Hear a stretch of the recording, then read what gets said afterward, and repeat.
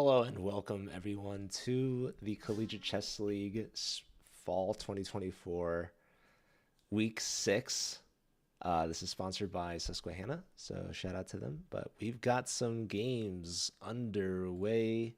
Here we go.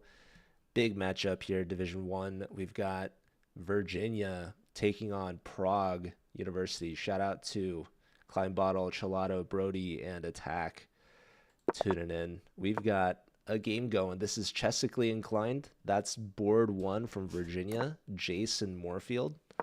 He's been an absolute beast and an absolute pleasure to watch so far this season. He's been crushing it. He's listed there as 2,800 FIDE Master. And he's up against the board 4 from Prague, who is also a FIDE Master, but is 2,400. That should be Andre Svanda. Where's the full costume? You guys are going to get a picture later. I'm going to be going out with some friends tonight, but stay tuned. Perhaps on the Discord. Maybe even Instagram. No.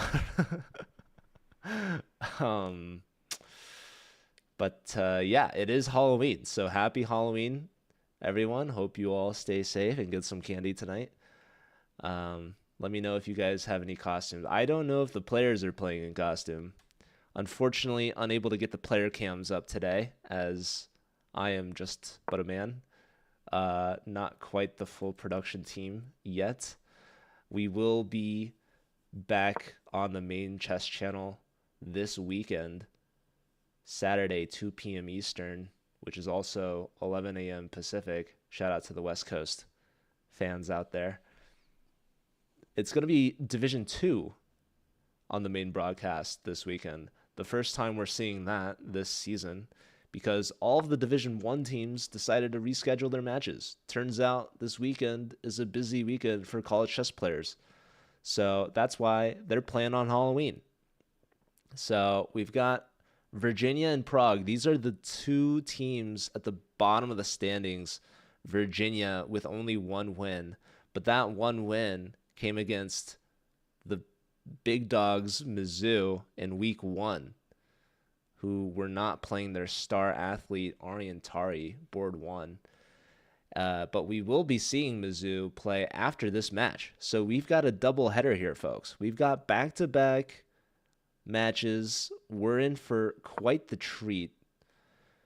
We've got Mizzou not only playing, but playing against the undefeated leading team, SRM, Institute of Science and Technology. That is the team that actually just won the India College Chess Championship most recently with a perfect 9-0 sweep. And they are off to a very similar start here in the Global Collegiate Chess League season with 5-0 perfect start. So Mizzou, I think, is going to be their last big hurdle for a perfect regular season. Hello, Aurelia. Good to see you. Hello, Chess Weeb. The leading team. That's right. Shout out to Danish. Collegiate Chess League is international. So as we can see here, we've got Jason Moorfield representing University of Virginia in the U.S., but their opponent is repping the Czech Republic flag because they are in Prague, I assume. But their school is Prague University. As you can see in the leaderboard, it's Prague. Virginia versus Prague. So, and yeah, after this match, we're going to see India take on Mizzou. So I'm really excited for that. Those are going to be two of the top teams going into playoffs. This right here, we're witnessing two teams that are struggling for a playoff spot. I think Virginia has a slight advantage. Prague's still looking for their first win of the season, and this could be their best opportunity. There's only 2 weeks left of the regular season, so they really got to make this count. All right, let's maybe tune into some of the other games going on. We do have 4 games. It's a 4 versus 4 team match. Here we've got Galileo, National Master for Virginia, second board at 2,700. And he's up against board 3, the Rigos, who is Richard Mladek from Prague, FIDE Master 2600. So definitely a rating favor for Virginia. However, looking at these titles, I think FIDE Master might out-title the National Master a little bit. And White's doing great, not only on the position, but up on the clock as well. Computer really likes queen to g4. So black has castled already kingside. White has not castled yet. However, has opted to keep a rook on the h-file, starting with h4, starting this attack here on the kingside. Uncle Jesse, supposedly supposed to be in New York City, perhaps hasn't traveled yet, but Jesse is one to travel for sure. Worldwide traveler, going to places such as Salt Lake City and California. Anyways, rook h3. Consider that rook lifted. That thing has taken off the ground, and it's about to hit the g-file, aiming right at Owen's king. Thank you, Adrian. Appreciate that. Brooklynite at heart. Okay, so f6. Somewhere out there, Ben Feingold has some questions. All right, the bishop is hit by the rook, and the queen surely will join in to follow.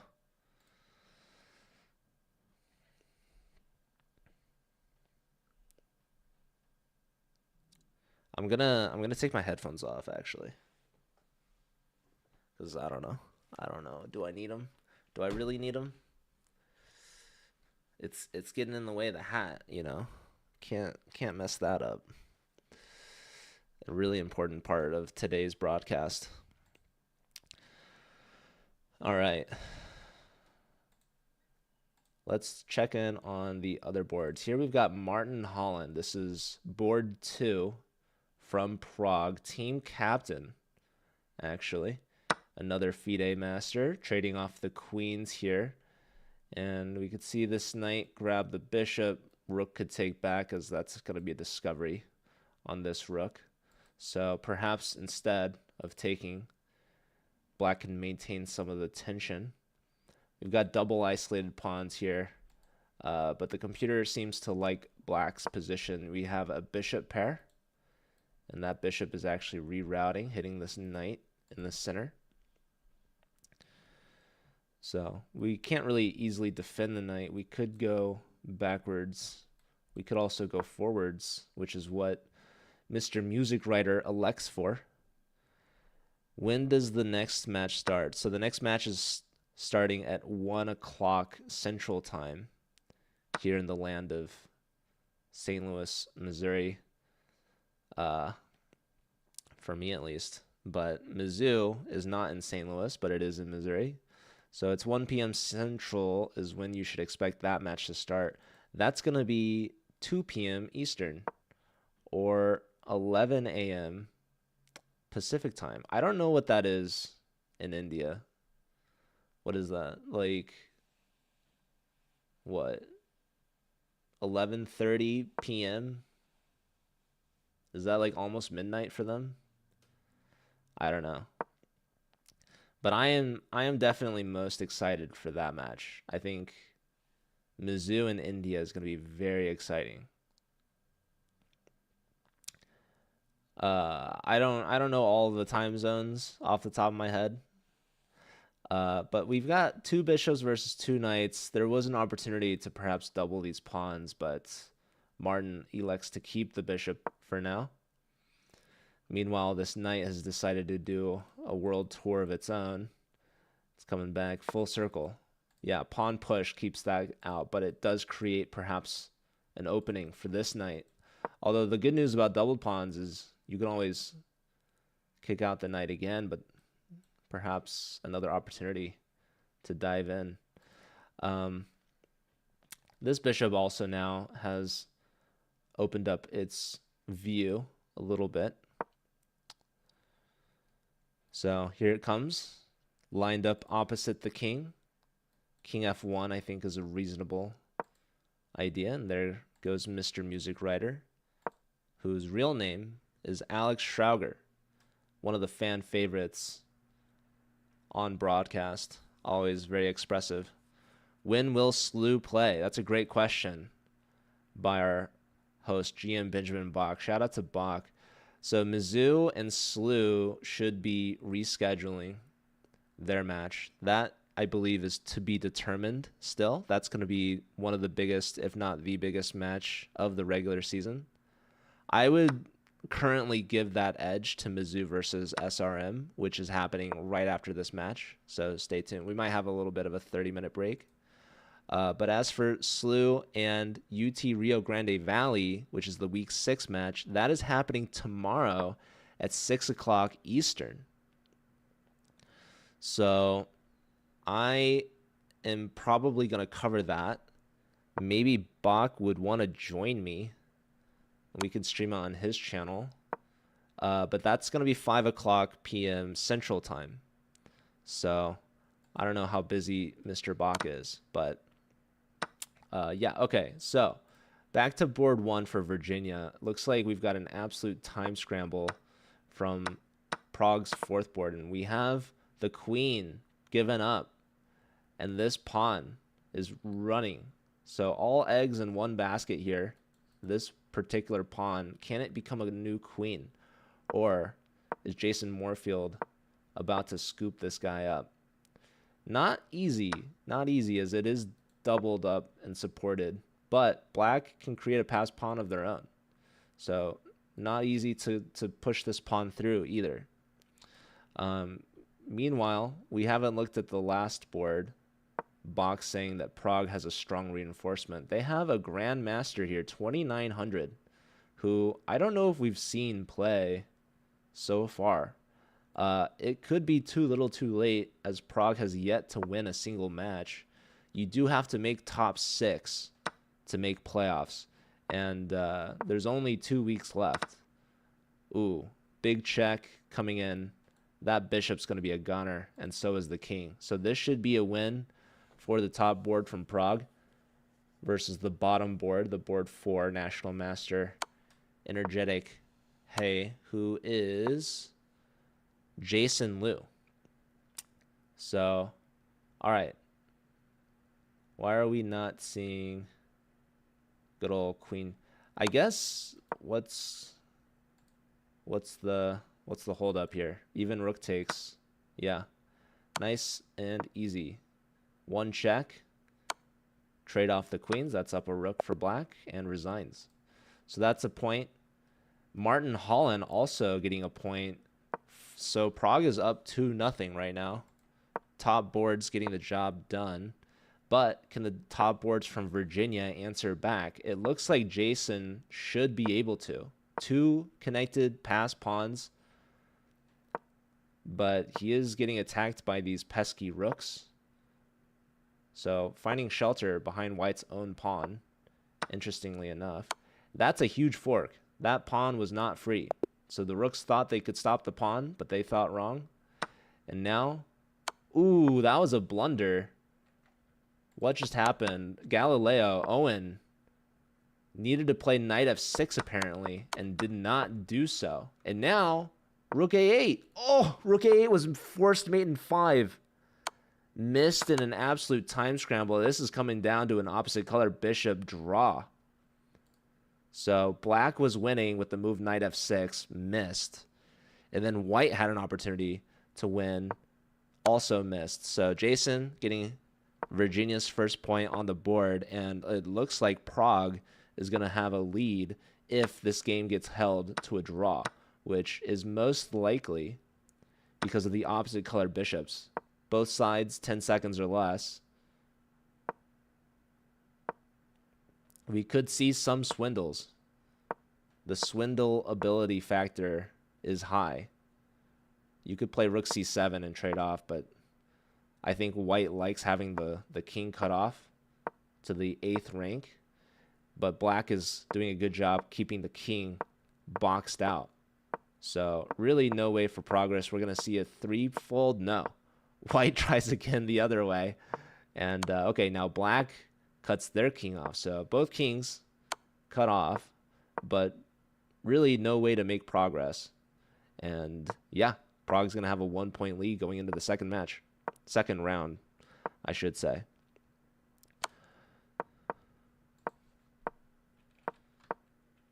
Shout out to Mr. Bach.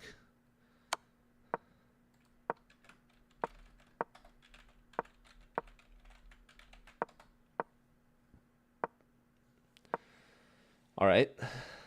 Both players gaining a little bit of time here. This is it's a rating upset in Prague's favor. And, Prague is coming out of this round with a lead, assuming this gets held to a draw. There it is. So half points here. And yeah, this is an interesting development. Prague having a Grandmaster on board 1. Haven't seen him really so far this season, but this could be exactly what they needed. But my question remains, is it too little too late? They have 2 rounds left in the regular season. That should be enough to get them at least ahead of Virginia. But is that going to be enough to get them into 6th place?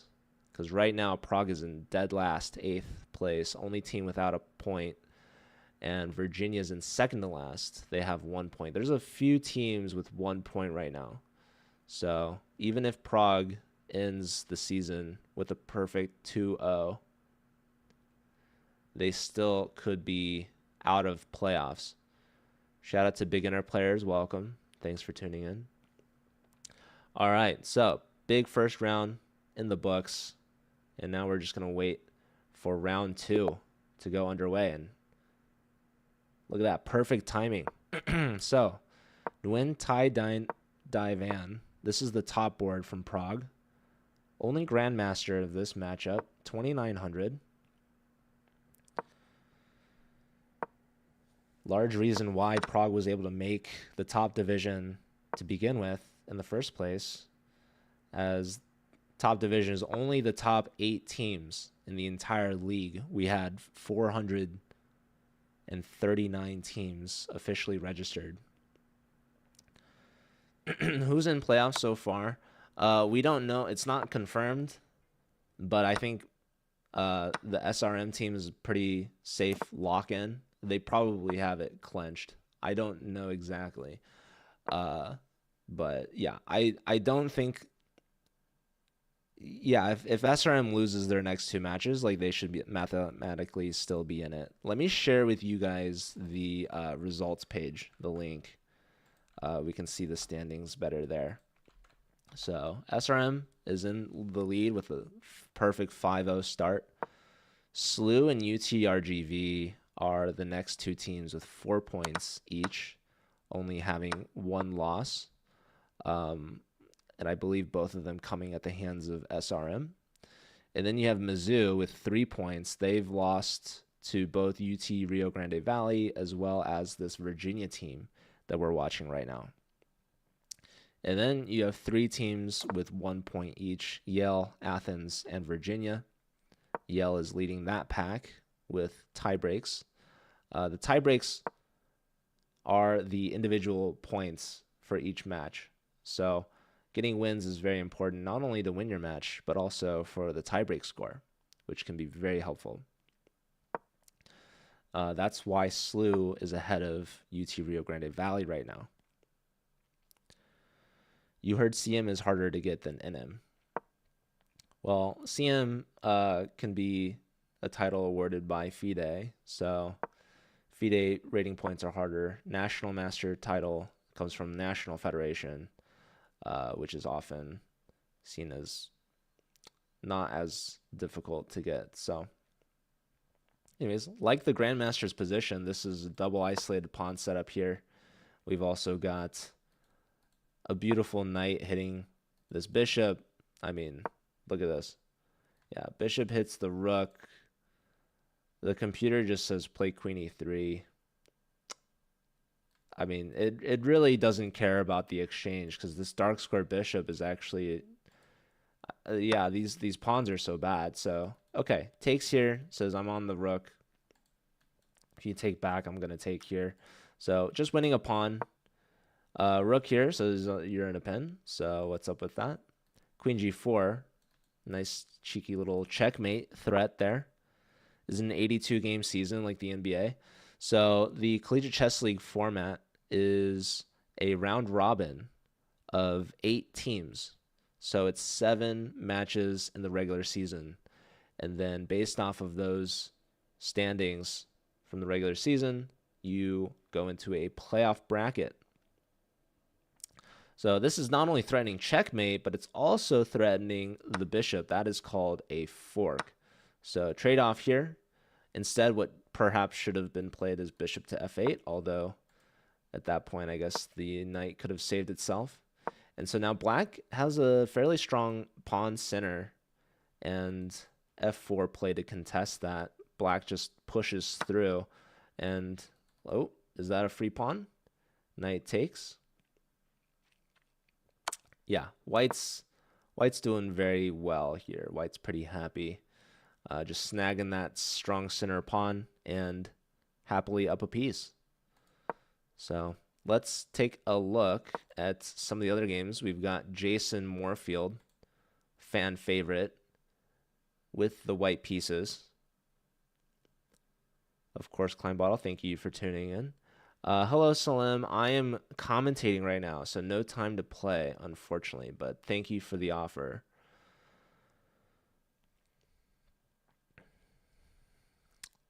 All right, so 3 minutes for both players here. There is 2-second increment. Slight edge for black to start off. And yeah, Jason's on the clock. He's under 3 minutes now. Thinking. Annoying knight on d3.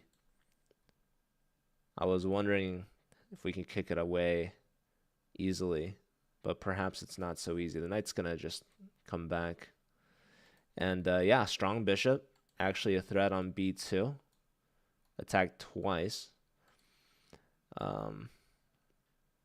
Yeah, move like knight here, attacking the pawn. If we push, that's going to weaken this diagonal as well. So if you go here, you're lining up opposite this bishop. So really strong bishop pair, really strong knight. Black's looking good here. Jason in a bit of a think tank. He's going to be under 2 minutes any second now. And yeah, this Virginia team, they're really going to need their top board to perform, because Prague definitely brought their top board, getting a win here by resignation. After the move g3, black decided they had had enough, so they resigned. So another point in Prague's favor. Let's check out how they're doing on their board too. Martin.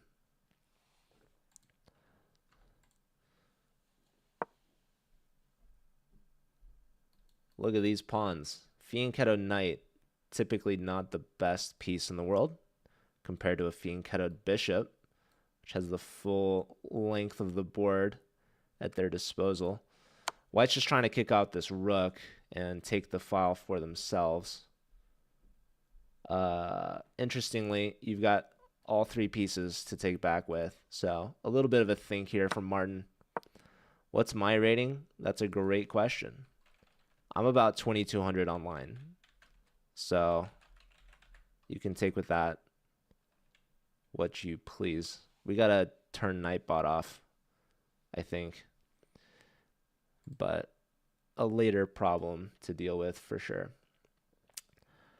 Okay, I like it. B5, contesting this strong connect 4 pawn chain that Martin has. So the rook comes back to the C file to help support. So the glory of the E file was short-lived for Martin's rook. All right, let's take a look at Galileo, Owen McCoy.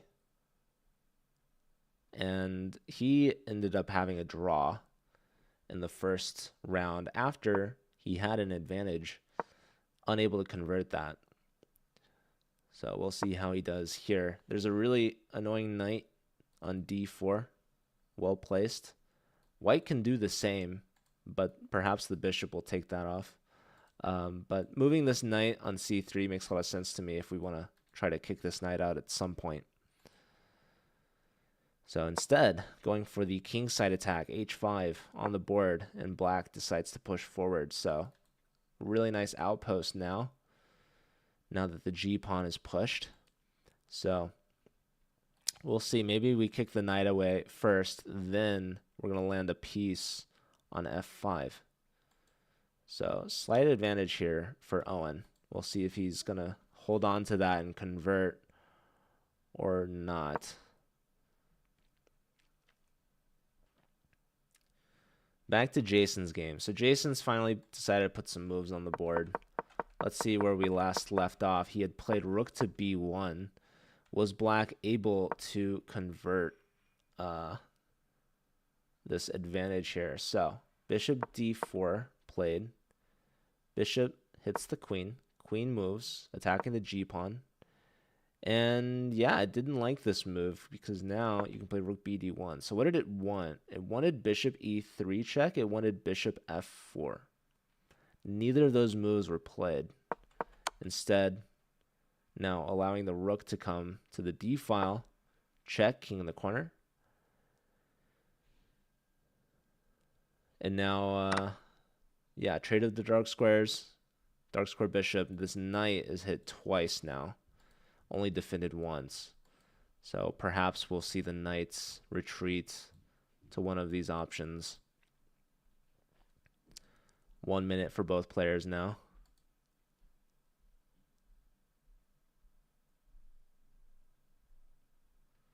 Again, there's 2-second increment. So the time scramble is not going to be the end, but it is going to lead to some blunders or inaccuracies. So which player is going to be able to hold in the time pressure? b3 from Jason. Not saving his bishop, but that knight is really well placed. So looks like black goes for it, trade, and wow, pawn recapture. I was expecting rook takes, to be quite honest. Not entirely sure why pawn takes was played. Perhaps the pawn's going to be used to dislodge the bishop and open the g file. This g pawn is hit. Very nice central queen for Jason. And now the opponent, under 20 seconds here, gonna have to start making some moves. Queen off the e file, interesting decision, but also helps support some light squares in the event of an f pawn push. So queen to b6, I would be tempted to play because it looks to me like we could win some material. And man, do I love material. All right, Galileo down to 6 seconds here. This is going to be tough. Slightly even position. Computer actually prefers black.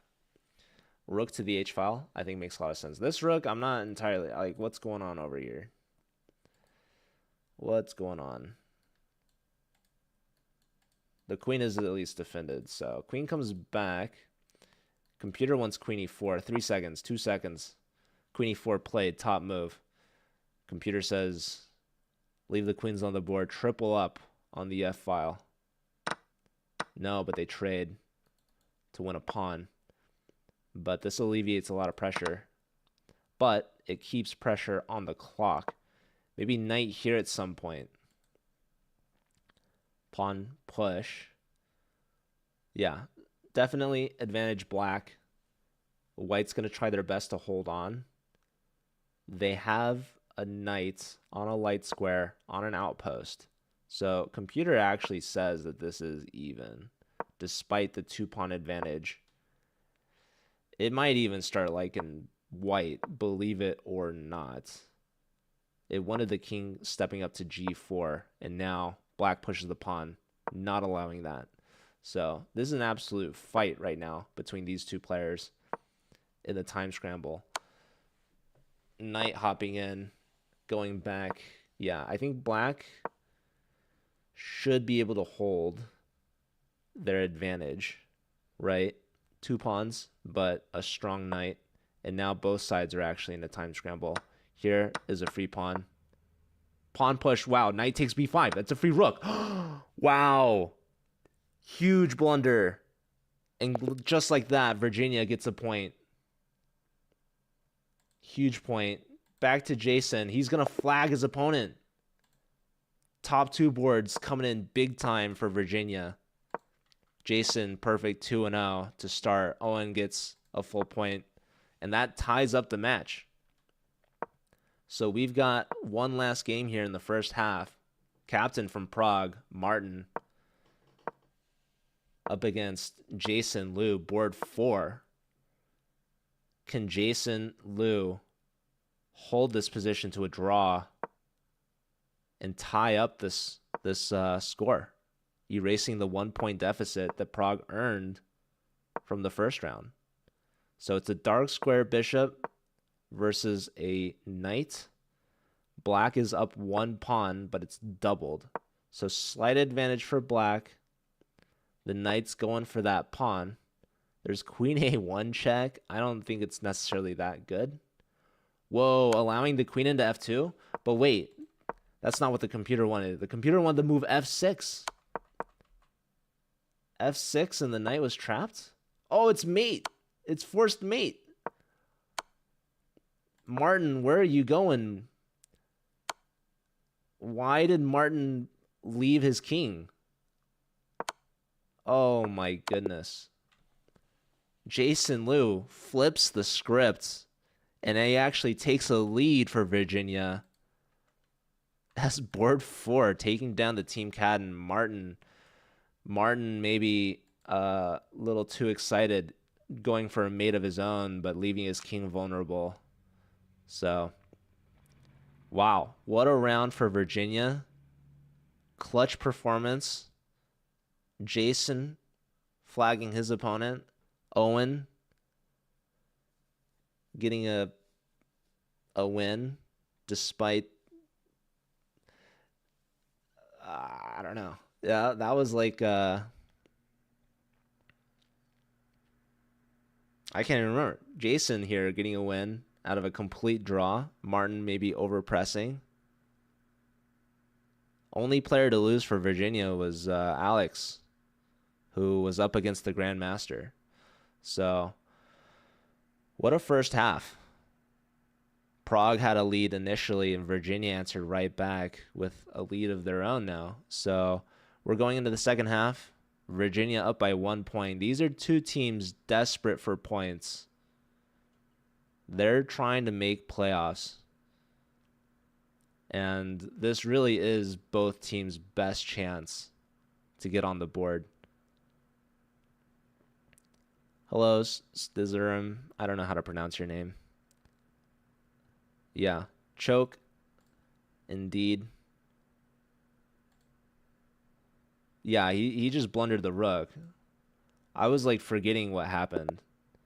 Absolute rook blunder. Storm. Okay, that makes sense. I was gonna say it, but there were too many letters in the way. So, Collegiate Chess League gives out $50,000 in cash prizes every school year.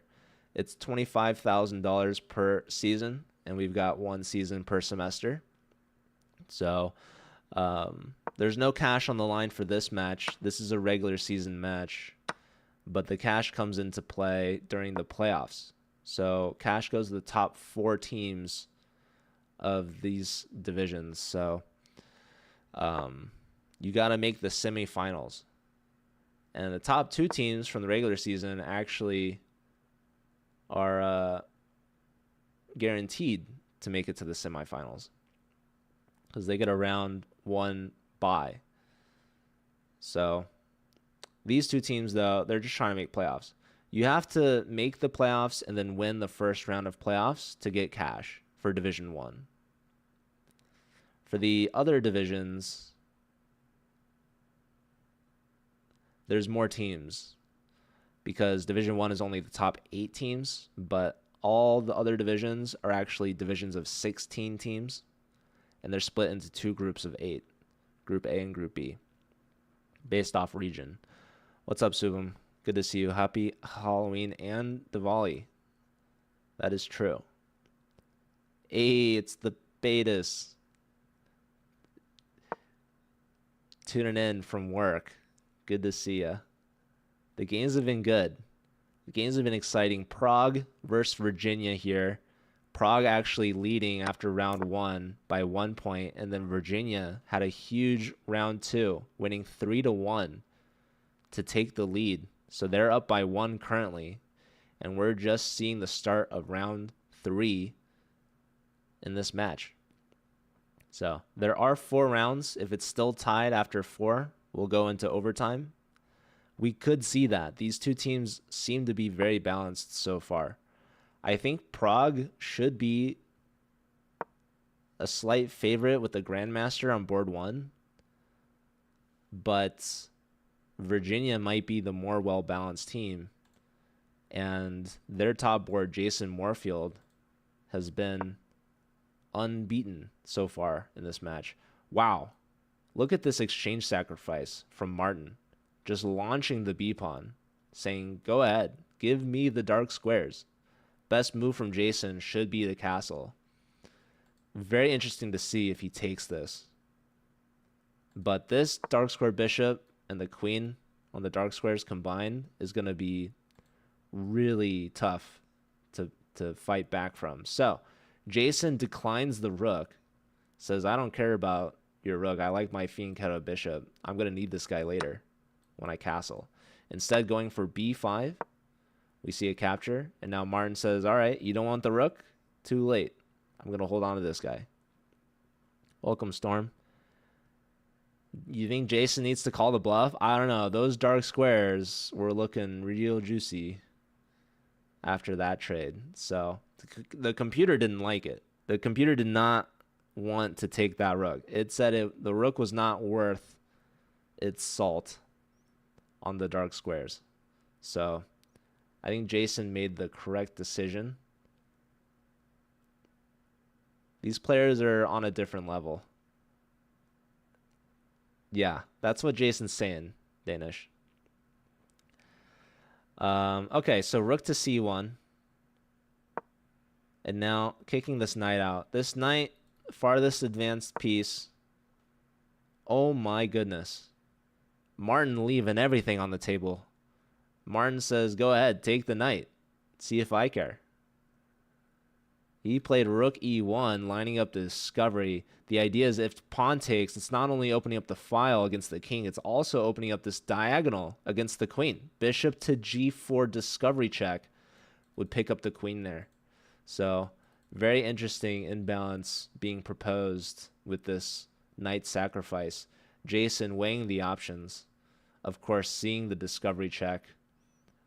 Perhaps he will decide to castle, which is the top engine recommendation, getting the king out of the center and renewing the threat on the knight. But Martin comfortably hasn't even spent a minute on his clock yet. Jason has used about half of his time. But we saw this in the last round. Jason using his time early on and then coming up big later on. So curious to see. He does castle. Wow. Computer wants rook takes c6. And the queen takes. The idea is knight fork. So has to take here. Now the rook is defended by the queen. We're seeing some absolute tactics on the board here from Prague's captain, Martin Holland. But Jason is undeterred. He's chugging along. So he's got the double isolated pawns in the center. And I would give development advantage to white. This bishop's still on the back rank. And these rooks seem to be on good files. And yeah, rook c7 now. So the computer was liking black. Black is technically up a pawn, but the computer wanted rook e8 or queen b7 or something. Instead, we see a development move with tempo, and now white just enters the equation. Rook c7. Rook's on the 7, obviously very strong. Wow, rook to c8, pinning the rook, offering a queen trade.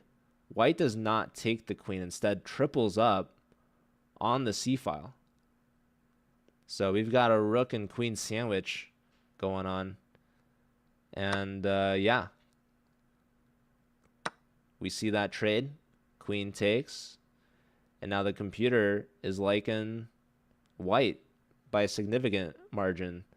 It's saying best is to trade the queens off. Queen takes, inviting the rook into the 7th. And then it wants bishop ace. Yeah, the problem is your pawns are really bad. And this light square bishop, I think, is a problem. So, yeah, this pawn is hanging right after the queen trade.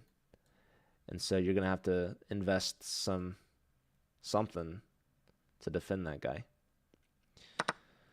All right, so we do see the queen trade. Jason, under a minute compared to 3:53 for Martin. This is going to be, I mean, Martin really got mated in a even position. So he's coming back fierce after that first half. Let's take a look at some of the other games. Let's check in on the Grandmaster from Prague top board. Nguyen playing against Owen. And yeah, this game looks like it had just started. Still early on. Owen's got the black pieces, so he's got his work cut out for him. Strong center here for white. Really kind of just a textbook pawn duo in the center. So yeah, pretty solid. Steps his king up, interestingly. I'm not sure if he's going for maybe some king side. He's just preventing against potential sacrifices, perhaps. Always good to be prophylactic there. Let's check in on Energetic. This is Jason Liu. And he is yet to castle. So, yeah, h4 on the board. Interesting. I think he was worried if he castled, there would be an opposite color or opposite side castle's attack coming his way. Interestingly, this bishop pinning this pawn, but we saw in Martin's game against Jason, there was an exchange sacrifice there. So I don't think Richard would do the same, the Rigos. I don't think black would take this pawn, even though it looks like they could, because this king would be very weak, right? These files really just kind of open up. So that could be dangerous. Let's take another look at the last board we haven't looked at yet. This is Andre, I believe, and he should be absolutely crushing it. So that's huge for Prague. This is their board 4 against Alex Schrauger, the Mr. Music writer. So, yeah, I think on the bottom boards, Prague should be the favorite. But yes, wow, was this wait. This was the huge blunder. Knight here allowed for this insane tactic. So that was a miss. Rook takes, queen takes, and then rook takes d4. So both rooks just crashing through on the pawns. Instead, we have rook to e4. So this d pawn is pinned because this rook is hit twice by the queen and rook here. So very interesting. Now computer says h3. That was missed. And now apparently queen h5 is a good move.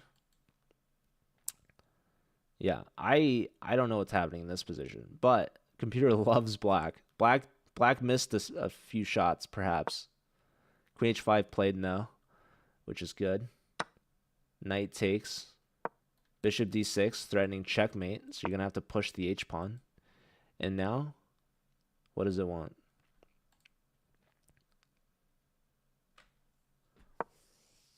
Okay. Black's just keeping up a lot of pressure. Offering a queen trade, maybe bishop in? No. Queen back on the g-file.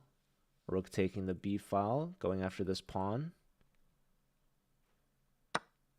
Okay, rook takes with tempo. Queen gets out of there.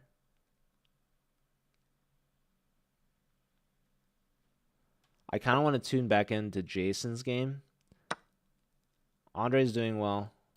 You go rook here. Bishop here is also very strong. Ooh, rook's coming in here, actually. Ouch. That pawn was very poison. Rook e1. GG. There goes your queen. Rook check, trying to distract the bishop. So yeah, it's just it's a rook versus a queen. This should be an easy mop up. Let's check back in with Jason and Martin. Wow. Okay. No, Martin is absolutely converting this. I kind of want to see like how we got here.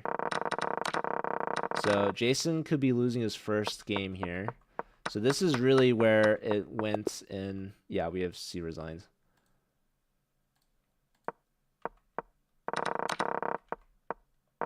Yeah, white just got the pawns on the queen side going.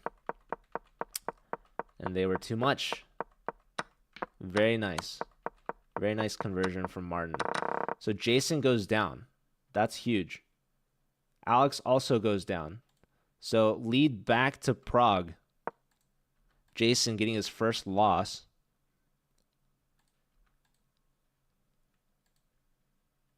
Andre getting his first win. So it's 5.5, 4.5 in Prague's favor. We've got 2 games left here in round 3.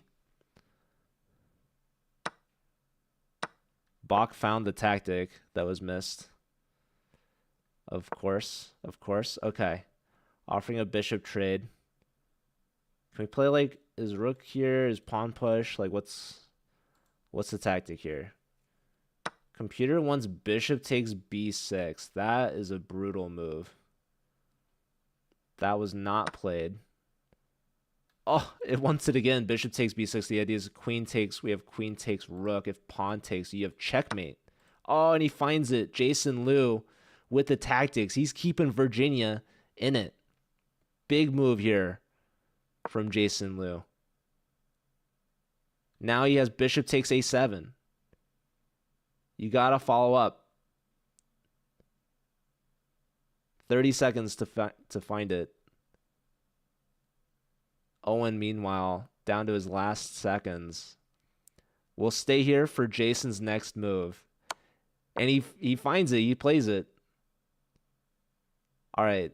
I want to take a quick look. How is Owen doing against the Grandmaster? Not good. So this should be a point in Prague's favor. Let's keep an eye on this one. So we trade. Oh, gave up the queen. Maybe I looked away too soon. So huge tactic from Jason, and now rook c1. Huge threat. That was missed. Trade off the bishops, and now it's a queen versus a rook. But it's not over yet. This king is a little bit of an awkward spot here. This rook was trapped. So now maybe the rook's coming in here. Now there's some checks. Some more checks. Maybe a little pawn push. No. Bring the rook over here, and he says, go ahead, take the pawn with check. You're going to run out real quick. Rook check. Here. Where's the mate? There's the mate. All right. Huge win for Jason Liu. Top board Nguyen gets the win. Jason Liu keeps it close. So the lead has been traded twice now. Prague starting with it, Virginia taking it, and Prague taking it right back. 6.5, 5.5 is the score going into the 4th and potential final round. Prague only needing 2 points to win the match, their first match of the season. So they just need to split the last 4 games, 2-2. Meanwhile, Virginia needs to get 3 points to win in regulation. They're going to need 2.5 points to tie it back and force overtime. So one final round, perhaps, coming up. This is going to be big for both of these teams. And here we go. Underway. We've got the board 4s here. Jason Liu with the black pieces up against Andre Svanda. Jason has a big 2 points out of 3 as board 4. Andre has 1 point. I'm going to be really interested in looking at Alex's game. Alex has 0 points so far out of 3 games. He has not shown up. And this Virginia team needs him to produce here. Can't get swept. And looks like we've got haymakers being thrown already. Both sides launching pawns. Computer likes white's position to start. Castle's queenside into an attack. Andre says, I don't care. Develops the knight. Jason hasn't castled quite just yet. Here we've got the board 2s. Galileo, this is Owen versus Martin, who came off a huge clutch win. Really made up for his second round. He took down Jason Moorfield in that previous round 3. So, big point for Martin. Now up against Owen, the board 2 national master. And we've got all 4 games. So, big one right here. Alex versus Richard. And it's already looking like it's in Richard's favor. So, Alex not having the best match of his life. But game's far from over. He can still play a role in this. Now, this is going to be the big one. Jason versus Nguyen. Can Jason put a stop to the GM terror against this Virginia team? He's had a perfect 3-0 so far. Nguyen has not been beat nor held to a draw. Jason's got the white pieces, though. Jason coming off a big loss against Martin. And Nguyen elects to castle. Jason wants to take space on the queen side. His knight gets hit. Goes back to a3, interestingly. And Jason still has to develop his light square bishop before he can get castled.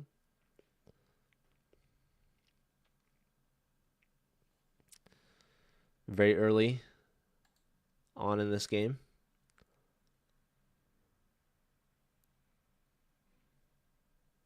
So, interesting to see what Jason wants to go for. Bishop e2, getting ready to castle.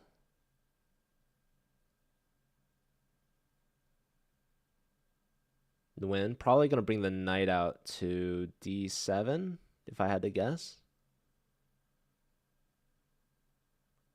Not sure what else would be a good move, or where that knight could possibly go otherwise.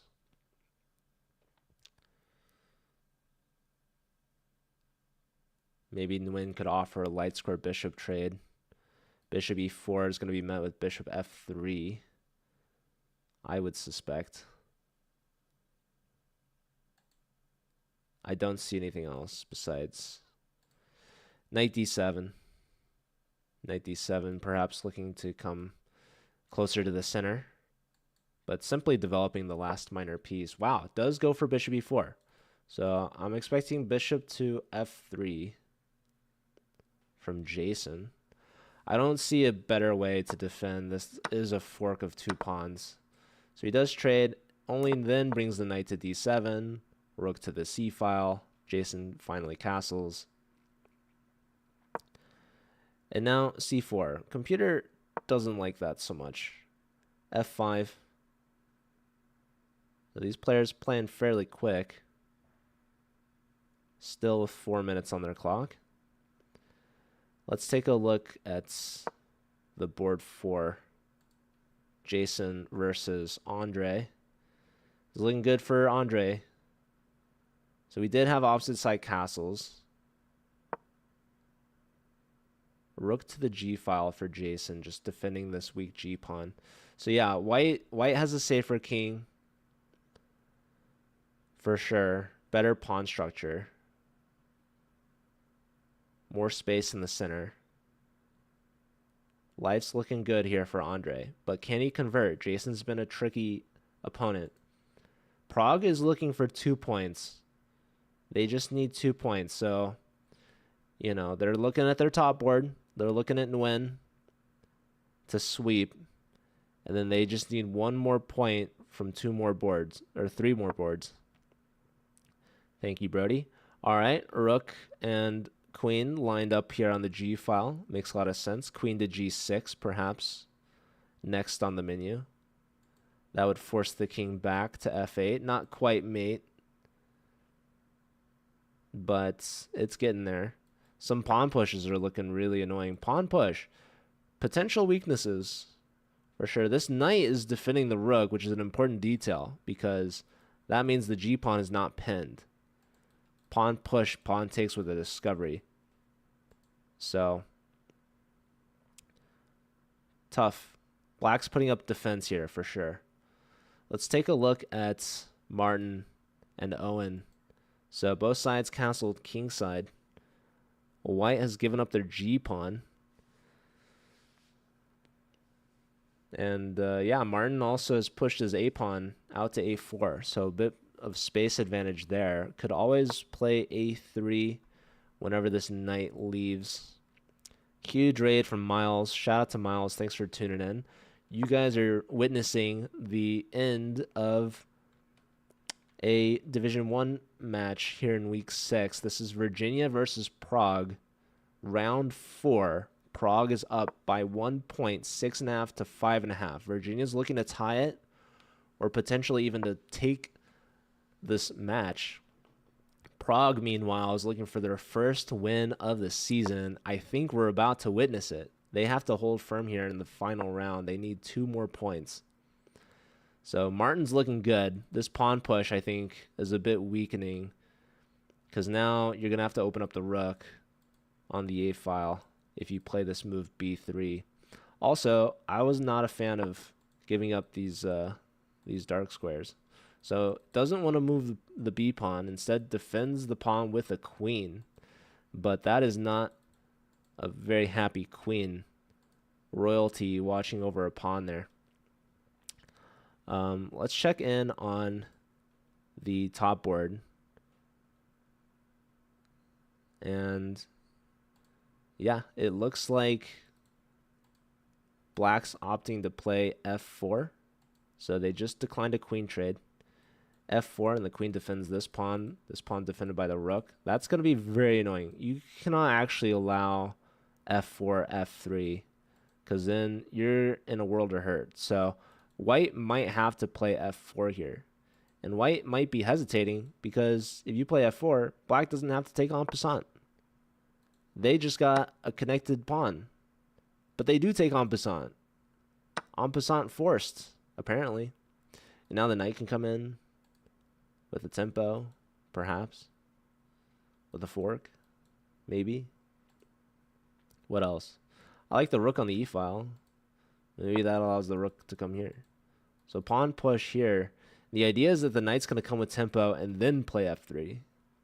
So that's annoying, to say the least. I don't really see how you would stop that, actually. So, yeah, rook here.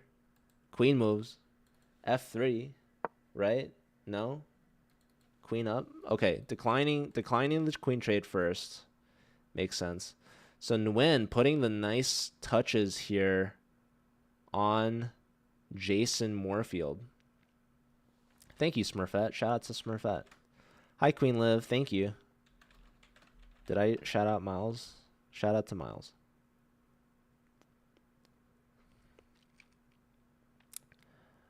Hope you had a good stream. All right.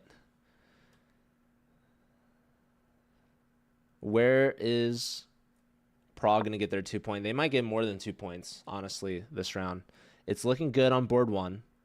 It's looking good. Ooh. Alex might come in clutch here in round 4. He's looking for his first point of the match. So, let's see. Richard has not castled. They trade off dark square bishops. Trade off light square bishops. Knight f4 check. Knight back. And this is looking like the queen might be cooked. A little bit. Not too much.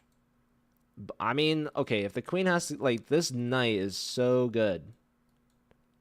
Attacking the space near both the king and the queen. Locking the queen in. Blocking. So, what's going on? Only 30 seconds, though, for Alex. That's going to be a big board for Virginia. Virginia needs points. Owen versus Martin. Martin with the advantage. And how's the board fours looking? Jason versus... Oh, I thought Andre was looking good, but it turns out Jason's flipping the script. So Andre's looking good. And then what happened? Takes... Jason was just defending. Right around here is where things really turned south. The light square weaknesses. Man. Black. Wow. Forced mate. Andre, 5 seconds. Brings the queen back, but queen b1, queen sack, checkmate. GG. Virginia has just tied it. 6.5, 6.5. Each. Huge performance from Jason Liu today. 3 out of 4, only losing to the top board grandmaster. As a board 4. Unbelievable. And he's keeping his team in it. 6.5, 6.5, 3 games. The next 2 points wins for one of these 2 teams. Who's it going to be? Let's go back to board 1. Nguyen looking great against Jason Moorfield. Jason Moorfield had a tough loss in round 3 against Martin, the captain from Prague. And it looks like Jason, perhaps for the first time this season, going to lose back-to-back games. 2 games in a row. Jason's giving in a check. There's a checkmate threat on h2. So black is deciding how they want to block or if they want to move the king. Blocks with the rook, so that's a pen. Remember, checkmate on h2. If you take the knight, you're getting checked by the queen. That's not good. Absolute time scramble on the other boards. Jason's going to have to defend this somehow. If you... I don't know. Can you lift your rook? Is rook e2 a move? He plays it. He's defending mate. He might double up. Oh my goodness. Alex gets his first win. And it comes at no better time. He gets checkmate here.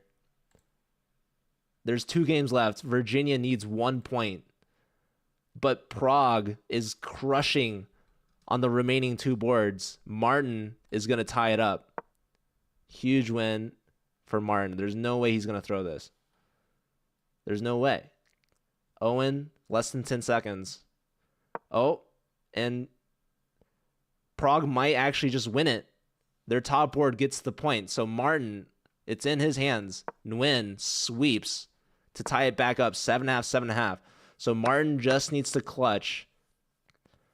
And Prague will get their first win of the season. Can Owen pull off a miracle? Prague could flag. Oh boy, the computer did not like that move. We could see overtime. This game is far from over.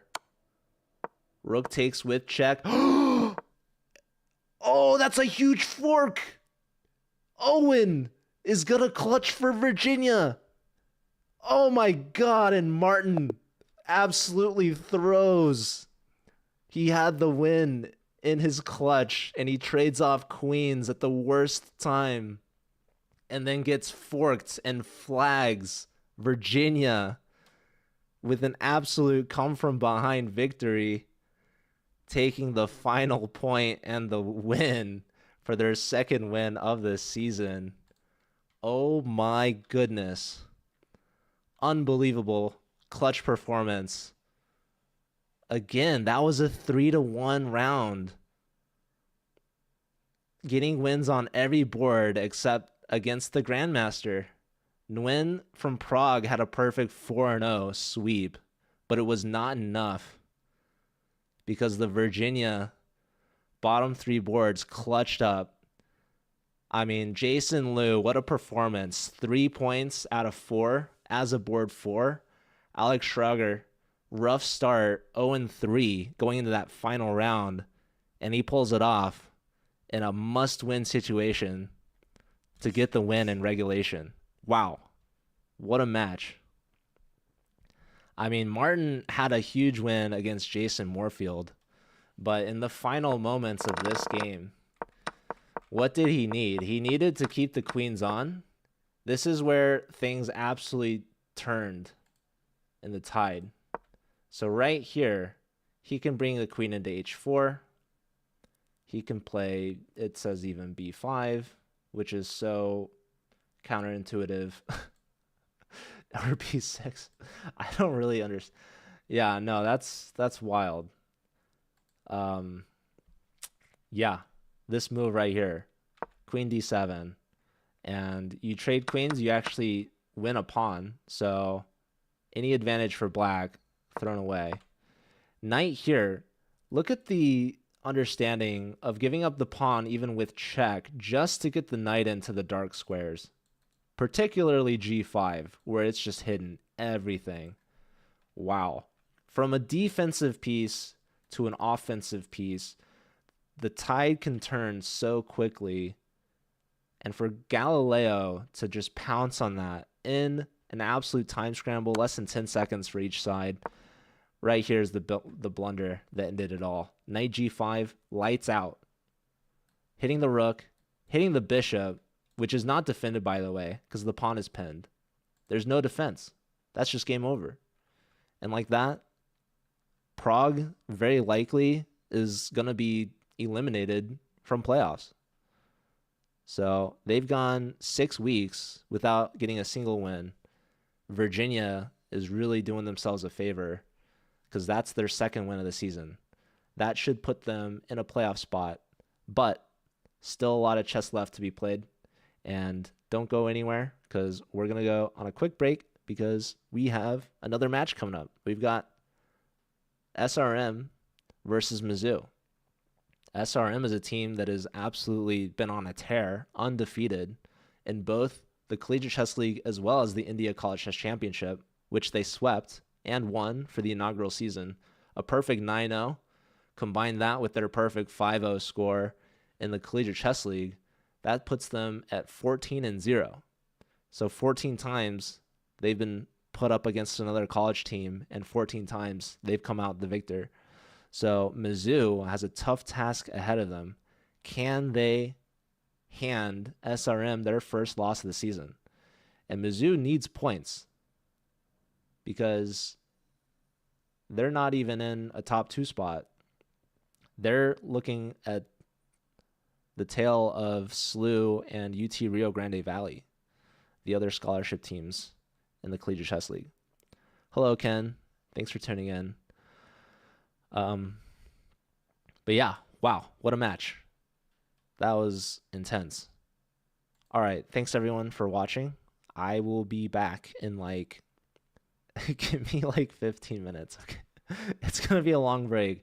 But go, do what you need to do, and I'll see you all soon. All right, see ya.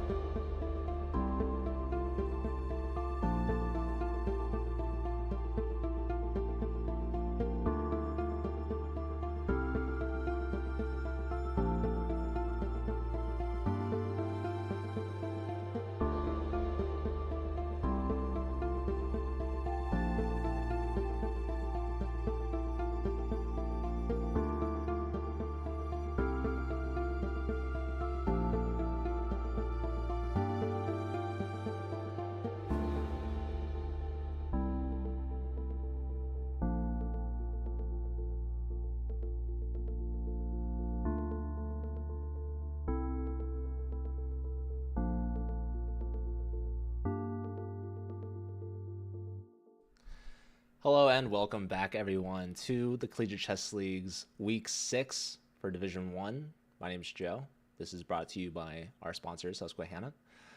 We've got a very exciting match coming up right next. It's coming up. We've got SRM, Institute of Science and Technology from India, taking on Mizzou, University of Missouri at Columbia. And they've got a very exciting lineup with Aryan Tari and Mikhail Antipov. So I actually have to update the scoreboards. I am not seeing the India players just yet, but stay tuned. They are aware the match is starting. And yeah, we'll have the game starting shortly. So thanks everyone for tuning in for the break. Hope you all stuck around and are here still. Hey, Gelato, did you change your username color?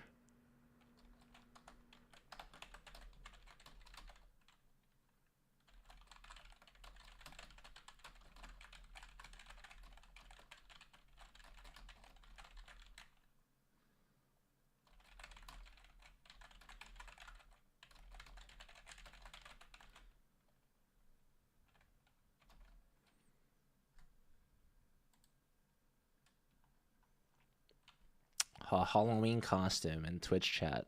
Very nice. All right, so let me find Mizzou lineup. I already mentioned Aryan Tari, so that's obviously a big lineup add for them. And they've got Antipov, and let me look at who the other players are. They have Harshit Raja and Luka Budisavljevic. And I hope I pronounced that right. So we'll see.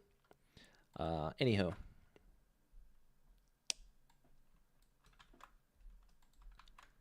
Let me update the scoreboard, at least with those players. I think it should be Antipov board 1. And then Raja and Luka. So let me see. Yeah, that should be easy. And let me check on the SRM players. Have they checked in yet? That's a big question.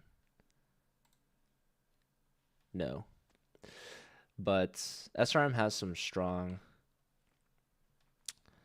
players, of course. They have Artun, Pranesh. Their captain is Arjun.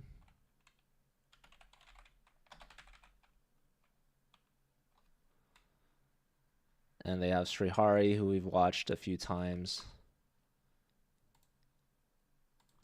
Maybe I could just put in the players I think it's going to be, and then we'll double check it.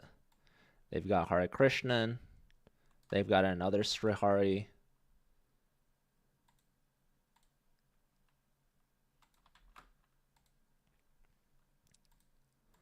I've emailed Arjun like twice now. Let's see. He's just replied, yes, we will now. Great. Love confirmation. Okay, so it's going to be Artun. Let me see. Who is this guy? Who's that guy? Okay, Hare Krishnan is on board 4. Srihari L, Blitz King. And Arjun K, Phoenix, is board 3. Okay. So this is exciting. Let me make sure I'm following the players as well, actually.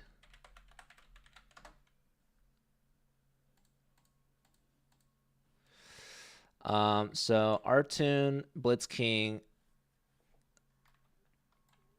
then Arjun, right?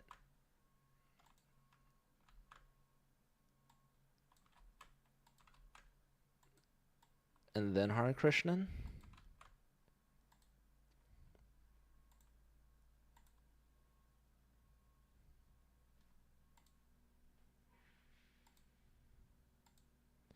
Yeah. So I should have all the players. I should have the scoreboard updated. So let's take a look, shall we? Are the players playing yet? One single wizard. No, I have a whole team of people helping me out. That's for sure. All right, and we do. We have games underway. So let's take a dive in and check this out, shall we? All right, guys, the moment we've all been waiting for. Perhaps the biggest match of the regular season. We've got SRM, Institute of Science and Technology from India, a perfect 5-0 record, sitting at the top of the leaderboard, uncontested, sole lead. Also, shout out to Elaine Lee, by the way, for the raid. Appreciate that if anyone's still around. But yeah, Mizzou, meanwhile, they're chasing. They're currently in the 4th place behind SRM, SLU, and UT Rio Grande Valley. So this is a big matchup. This is Luca, board 4 for Mizzou, 2700 Grandmaster, up against board 1, Artoon. That is Grandmaster Pranesh from India. The India team has been absolutely dominant. And let's look at some of the other games. We got all 4 games. Here we've got Aryan Tari, 2964 as board 2 from Mizzou, up against Arjun, board 3, 2700 Grandmaster. How many Grandmasters are in this match? Let's look at Antipov. So Kakarot here, this is Hari Krishnan. He's only an international master. So board 1 for Mizzou, 3000 GM. These are 2 absolute juggernauts going at it in this match. We've got the last board we haven't looked at, Harshit Raja, the 4th Grandmaster from Mizzou, up against international master Blitz King. That's Rahari LR. So it looks like SRM has 2 GMs and 2 IMs. Mizzou fielding their top matchup here, all 4 Grandmasters. So this matchup alone has 6 Grandmasters, 2 International Masters, an absolute heavyweight battle between 2 juggernaut teams here. Big points on the line. If SRM wins this, I think they're going to sweep the regular season 7-0. They do have 1 week 7 match left, but I think that shouldn't be too hard for them. In fact, let me double check who they play. They're going to be playing against Virginia, who we saw just come off a huge win in that last round against Prague. So, and week 7, we're going to also have Mizzou versus SLU, another big rivalry match there. So, very exciting stuff here to end the regular season of the Collegiate Chess League. Let's take a closer look at these games. I kind of want to keep an eye on Aryan Tari versus Arjun. Arjun's the team captain from India. Shout out to the team captains. They've been doing a lot to help keep things organized. And Aryan Tari, first time in the Collegiate Chess League, starting his first year, I believe, is an MBA student at Mizzou. And their team captain is actually not a captain, he's a coach. They have Christian Trilla leading the way. So they've got an interesting position here. Queen's already off the board. White yet to castle. And we have a question to the rook. Bishop to d5. Attacking that rook. Rook doesn't go to e5. Attacking the bishop back.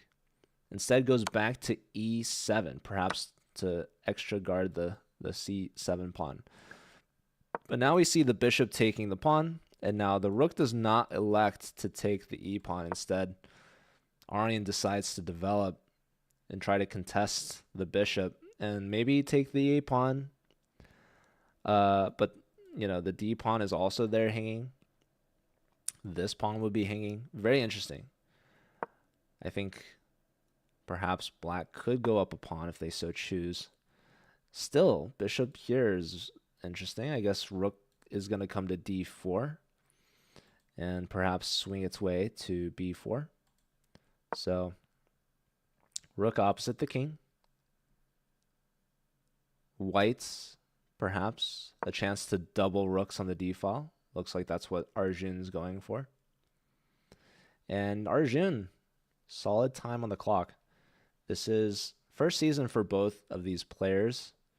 This is SRM's first time joining the CCL, but they've got a ton of experience thanks to the inaugural India College Chess Championship, which they just swept and won, including the playoffs. So SRM, a little bit warmed up this season, actually. They've gotten a little bit more experience than this Mizzou team. This Mizzou team had some early struggles, actually. In the very first match of the season, they lost to Virginia. They didn't field their strongest team. And so that cost them dearly. So not the start that they wanted to get to. Meanwhile, SRM couldn't ask for a better start. They've literally not lost a single match. And they're not looking to start today. They're looking to continue their onslaught of the rest of the league. So can Mizzou put a stop to it? Or is SRM just going to steamroll the rest of the way? Now, regardless of what happens in this match, it's all going to come to the playoffs, right? So regardless of what happens, playoffs is really where it matters. That's where it counts. That's where you're going to get your money matches. So making top 2 in the regular season is very important. And SRM might as well have that clinched and locked up. Okay, so Bishop finally gets into B3, asks the rook a question. The rook, I think, wants to stay maybe on D2, but maybe it's going to come to the F file.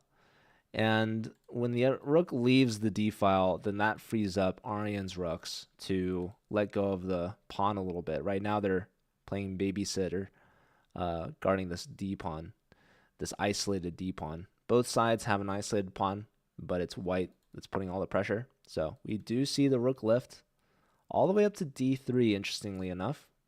Maybe a little extra protection for the E pawn, and maybe also keeping in mind this king perhaps wants to grow some legs, start moving. Speaking of which, Aryan's king decides to enter the equation. And yeah, annoying bishop. Maybe bishop back. Maybe a way to flush that guy out of there. Let's take a look at some of the other games here. Let's check on Artoon versus Luca. So we've got knight and bishop and rook and a bunch of pawns. This looks as even as it gets. Dead even position down to the pawns. So I'm not really expecting much to happen here. Artoon does have a slight lead in the clock. This is not really an attack on the knight. The knight is not hanging. Watch out for back rank. So rook attacks the bishop. So the bishop's going to have to move and does so. And now the rook is there to defend the knight. Knight moves nonetheless. Slight pressure on the pawn. The pawn is defended, but the knight perhaps can be put under pressure. But this pawn could always push. King here, so there's no more flight squares to worry about because the king can step up. Bishop pins the knight a little bit. Pressure on the knight. Not sure if you would ever take it. Probably not. But there is pressure on the knight, and that's important because the knight's defending the rook. And the rook might go under pressure by the king. In fact, king e2 could be a move that you play right now. You could also trade. Probably don't want to do that. So what else does the computer like? Computer likes knight c4 for whatever reason. Rook runs home. Now we trade bishops. And now, gotta watch out. There's a fork. Obviously, this rook's hanging. So now this is a really big threat. Rook steps up, gets control over the second rank. So there's no rooks coming in, trying to stir up some trouble. And there's no forks. There's a check. And it's been landed. Hits the pawn. Pawn's defended. Knight's defended. Pawn push. Low time for Luca. That could be what Artoon is playing for. But still, very dead even position. We have a result.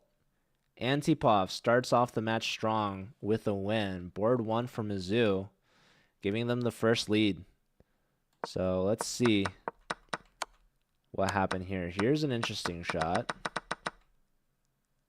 Ah, the knight's pinned. Okay, so check. Picks up that, but the queen was hanging here. That's a fork. So Antipov with some tactics. He gets another fork. Attacks the bishop.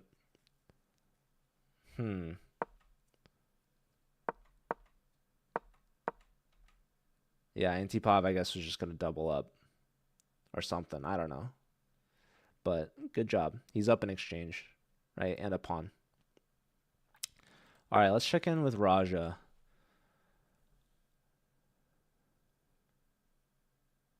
Raja originally from India. He might be friends with some of these players. I'm not sure. India is a huge country, and SRM is also a huge school from Chennai. I think over 50,000 students or something crazy. Strong chess team, if that wasn't apparent. Okay, Arjun and Aryan draw. And I think Luka and Pranesh should also draw. So some more points on the board for both teams.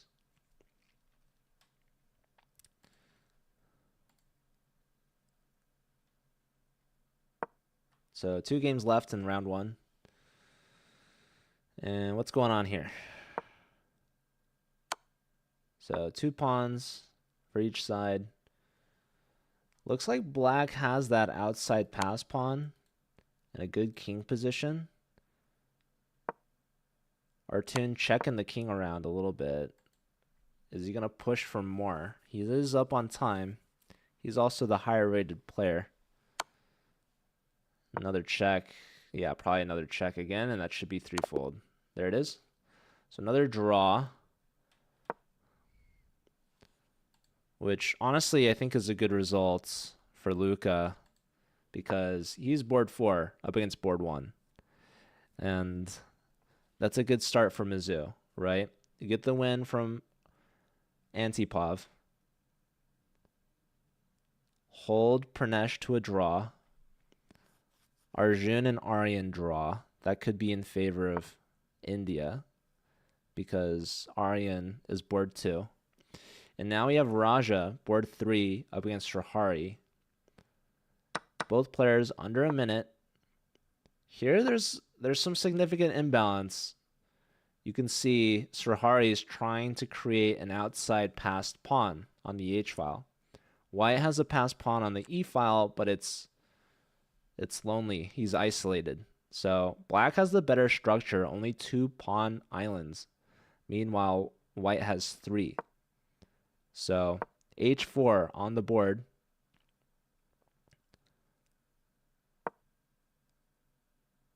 White bringing the king over. King E5. So you can see Raja, he's in a little bit of a pickle here, a little pressure building. He steps the king up. And now the tactic, black can take on G3. Because if you take that rook, G2. King takes, okay, now king takes G5. It should be holdable to a draw. So that was a big opportunity missed for black. Rook takes G3, and then there's rook takes H4 with check. So Srihari missed a big opportunity there. He could have taken on G3. That was completely winning.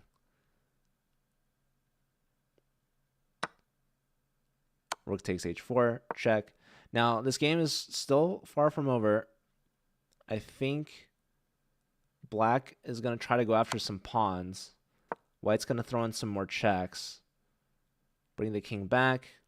And now guards the second. Black pushes. The kings come in. Yeah, king's trying to get to that A pawn back there. But perhaps white can always play C4. Not anymore. Srihari is fighting. But Raj is going to hold him to a draw. Because as soon as black starts picking up some pawns, so is white. He pushes, brings the king in. Should still be a draw. Raja's low on time, though. Less than 10 seconds. 5, 4, 3, 2. He's got to move. 1 second. Move, Raja. 2 seconds. He gets the rook to h4. I mean, he could still flag. Black could take that pawn. No, you can't, because then you're going to get checked and you're going to lose your rook. Now it's Blitz King that's got to move. 2 seconds. 2 seconds again. 1 second. He could flag. 2.2 seconds. Oh my goodness. That was close. He made a move with 0.2 seconds left on the clock. And now Raja's trying to flag him at the risk of maybe getting flagged himself. Srihari, oh my god, 2.9 seconds. He made that move with less than a second. And now Black has a passed pawn. They're pushing. There's only one move. There was Rook A5 he needed. And now King A1. And Black's winning. Does he find it? He does. Oh my goodness. He sacks and now he's trying to run. King to C2. Incredible. What is this conversion technique? King C3, only move. And he finds it. Unreal. He pushes the pawn, but the king is there in time. Wow. Big game from SRM. Taking down Raja. Srihari in time pressure. Absolutely fought on. Maybe missed a chance earlier, but he got it done in the end. And he ties up this match 2-2. Big game. Big match. Exciting. Oh. Yeah, no, this is incredible. So, 2 draws, 2 decisive games, wins from Antipov and Srihari, and we're all tied up. Here we go. Round 2, French defense, classical, Steinitz variation, according to chess.com. Shout out to chess.com, by the way, making all this possible. We got Aryan Tari now up against Hari Krishnan, the board 4 from SRM, who lost in that first round to Antipov. So now he's up against Aryan Tari. We'll see how he does here. We'll see how Aryan plays against this French defense. And looks like Black trying to take a crack at this pawn structure. Pawns on C5 and B4 in tension, with the pawns on C3 and D4. A lot of tension here. Who's gonna crack first? Rook C1, perhaps? Yeah, knight in the way of the bishop. Not sure how Aryan's gonna resolve this. Probably hoping for some trades so the knight can recapture. But not sure. If pawn takes and knight recaptures, then perhaps there's queen takes B2. So queen steps up to D2. Aryan out of theory at this point, out of prep.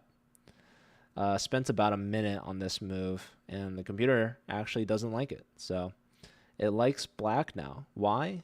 I couldn't tell you. It likes Rook B8. Not played. Now it likes White again with the move F5. Funny looking move, to be honest.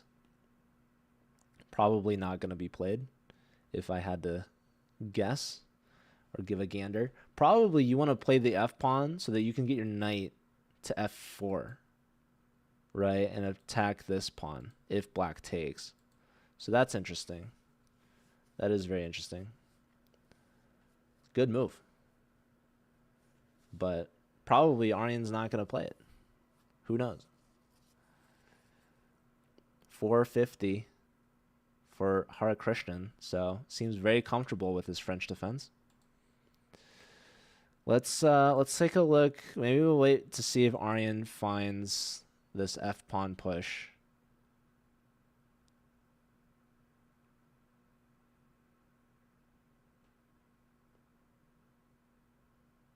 Three minutes.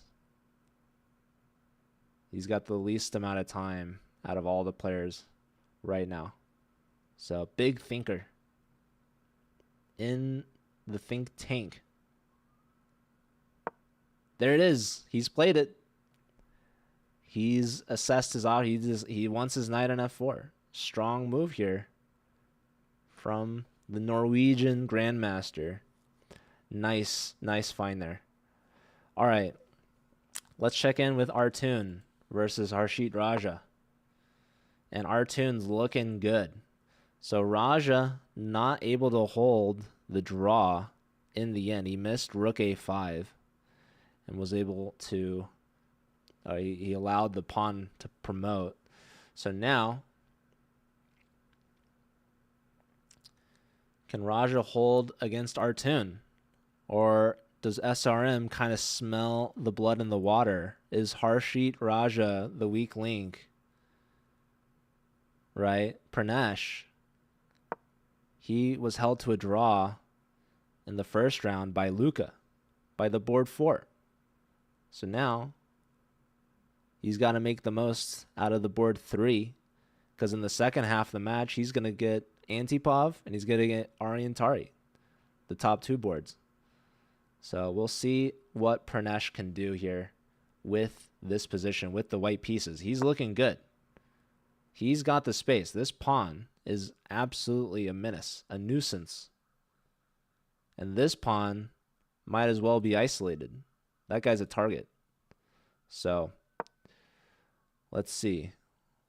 Computer likes the move b4. Maybe going for b5. What else? King up to g2. Probably wants to make space for the rook on the h-file to get involved. He wants to open the h-file, and he wants to crash through with checkmate, probably. Okay. I feel like rook c5 I felt was interesting. Just going after the pawn. Queen here. Pressure on some pawns. So bishop here is solid defensive move. And now this pawn is actually just hanging. But maybe black would like the activity that they can get out of it.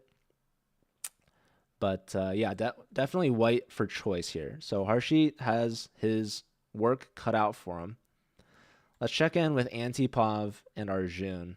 This is team captain Arjun from SRM. Antipov, board 1 from Mizzou. Seasoned veteran. He's been around for many seasons now. Antipov, very strong player. He's been around St. Louis recently helping out. I think so is Christian. They're always involved with Fabi and what he's been up to. I actually saw Antipov during U.S. Championship just outside the club here in St. Louis. So Mizzou not in St. Louis, but close enough, right? Not really that close, but closer than India, that's for sure, according to my last measurements.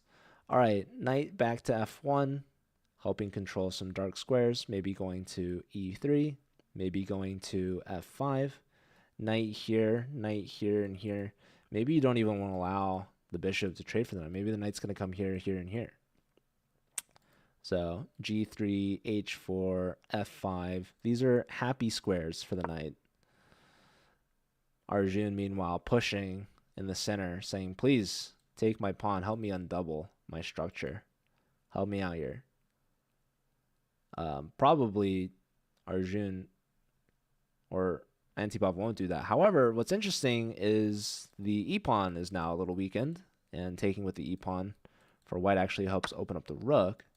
However, we do not see that. We see d4 played instead. And now white can take back, putting pressure on the bishop.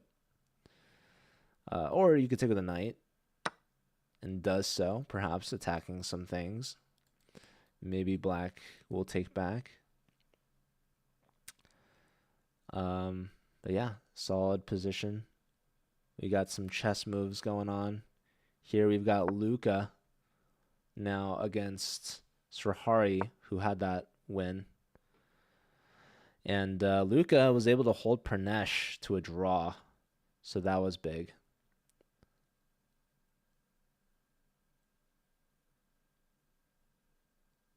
Can Blitz King get some points out of the Mizzou board 4? Yeah, Grandmaster on board 4. You know you've got a stacked team. Luca probably on most other teams would be board 1. Definitely most other teams in the Collegiate Chess League. Maybe even most other boards in Division 1.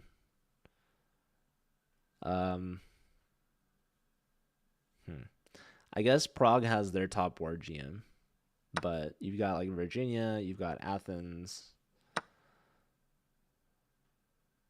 Yale. Probably Czechia is higher rated. Anyways, this is looking good. This pawn is under threat. That's a big pawn. So the knight comes back. You got to shield and protect that pawn somehow.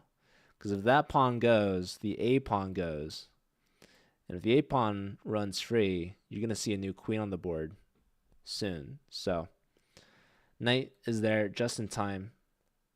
Starting a blockade. This bishop, though, very happy piece. Nice outposts. No pawns are going to kick it out. And there's no G pawn here. So this bishop has really good range cutting in at this king position. However, white doesn't have any other pieces really coordinating with it, right? So all the pieces are kind of invested over on the queen side. And it's not so easy to maneuver.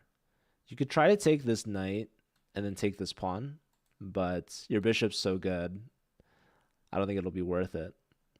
And when you take this pawn, you're going to lose your A pawn. And then it's actually black that has the outside pass pawn. So we see a simple king move here for white, perhaps going to go after this G pawn with a pawn push. Black, meanwhile, trying to trade off. This is definitely white's best piece. So bishop to F6 makes a lot of sense. Threatening even to take the bishop, actually. White could take back, of course, but then black can get some activity using the square. You don't have to worry so much about the A7 pawn once this guy's off the board. So really, really good move here from Luca. Okay, we have some results I've just completely overlooked. So yeah, Artoon absolutely demolishing Harshit Raja using that H-file. So yeah, some pawn pushes. This is not what you want to see if you're the black king, right? So yeah, takes, don't even care about the bishop, push, check, block, push, and that other pawn's going to come in here. Queen takes knight, bishop takes, rook here, checkmate, unavoidable. Great game from Pranesh. Pranesh gets his first full point of the match. Harshit Raja, 0 for 2 to start. Aryantari, meanwhile. Maybe I really should have been paying more attention to what's going on here. What happened out of this French defense? So we see both trades, both knights take here, and look at that. Just absolutely stepped into a fork. That is not good chess there from Hari Krishnan. So big fork, big blunder, decides to give up the queen for 2 pieces, but the queen is going to be too OP. Check, rook here, big check, wins another piece, check here, and threatening mate. Too many threats, no defenses. So Aryantari gets a big point. And that's going to keep the match tied at 3 points each. We've got 2 games left here in round 2. So we've got Luca's game versus Srihari. And we've got Antipov versus Arjun. So I'm going to keep an eye on this Antipov game and see how this works out. Kleinbottle says it's over for SRM. I disagree. It's still tied 3-3. But it's looking good here for Antipov. Yeah, let's look at... So yeah, interesting. Give up the bishop for the knight.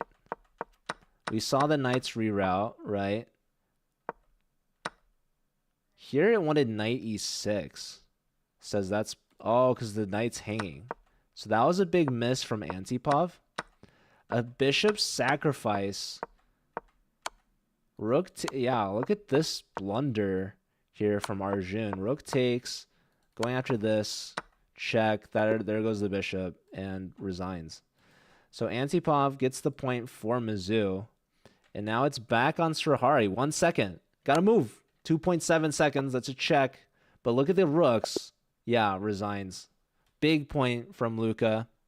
Luca showed up today. Antipov gets a point. Luca gets a point. And that's actually now a 2-point lead for Mizzou. 3-5 going into the second half. What's up, JC? Good to see you. How's it going?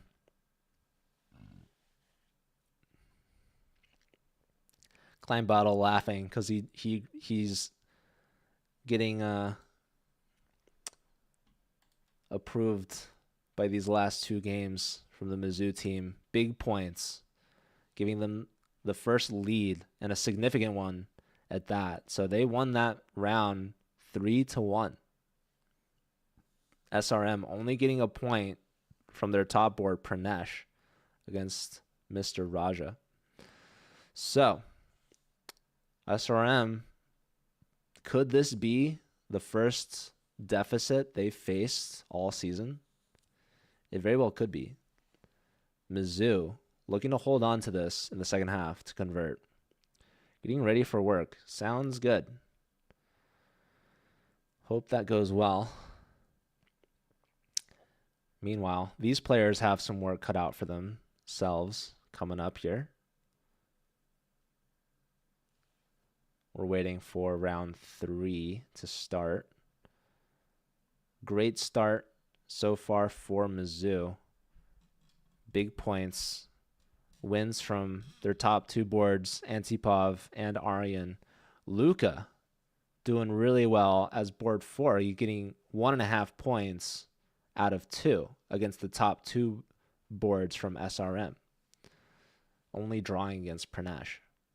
So Harshit Raja, the only player from Mizzou without any points yet. And here he is up against Hari Krishnan.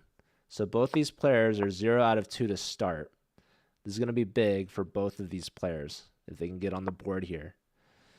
And perhaps Harshit's best chance up against the board 4. Did I see the Battle of Generations? Remind me again what that is.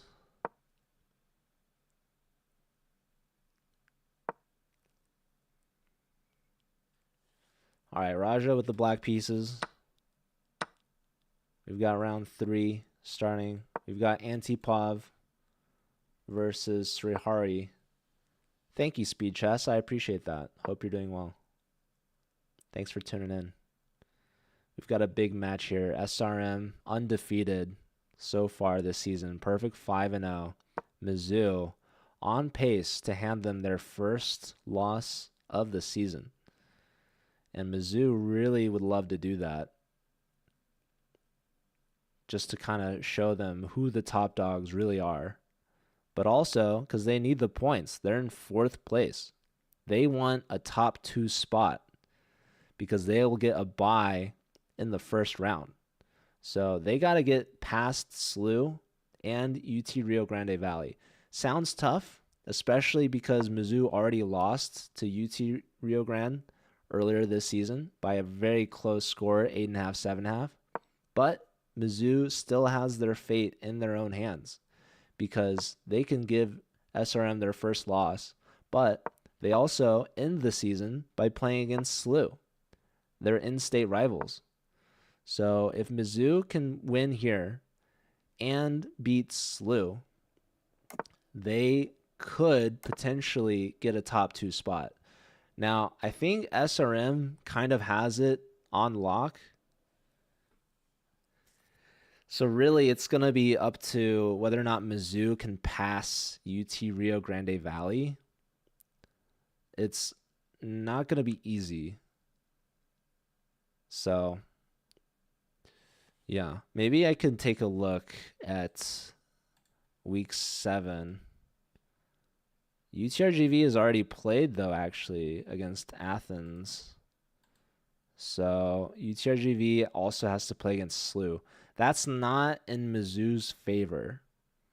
Mizzou would love if both of those teams could somehow lose, but that's not going to happen. One of the teams is going to win that match.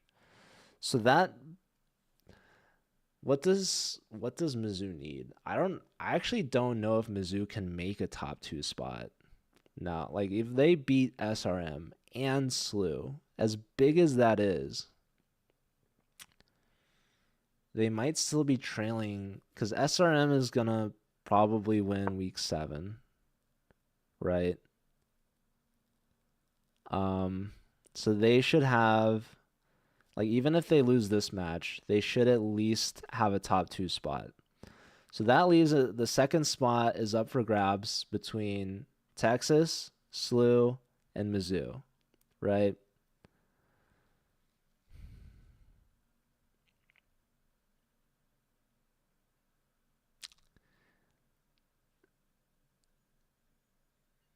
I don't know. I got to do some math. Maybe someone smarter than me can help me out. Oh, between Cramling and Levy. Yeah, yeah. I have been tuning in a little bit for that.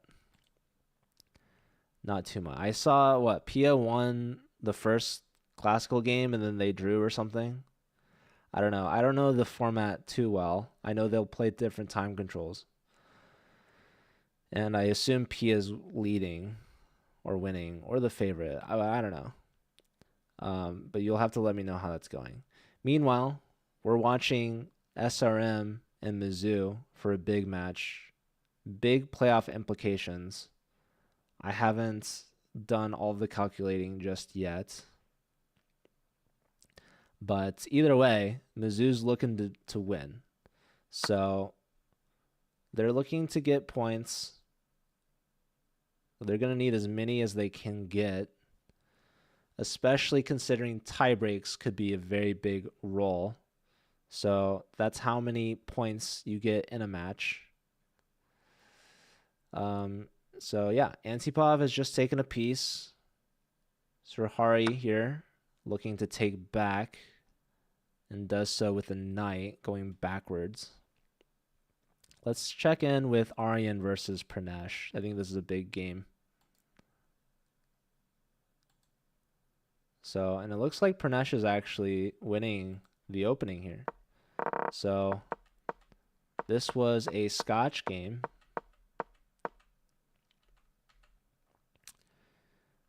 And yeah, computer likes F6. Very logical. SRM, Institute of Science and Technology, they are from India. So this is an Indian university. What's up, Finkel? Good to see you. Hope you're doing well. So what's the problem here? Both knights are hanging. Black's queen is hanging. Computer just wants F6. Pawn takes. Pawn takes. No, going with the queen.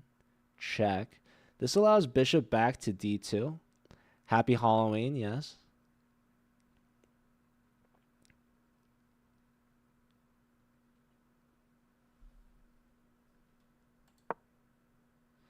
Bishop back. Whoa.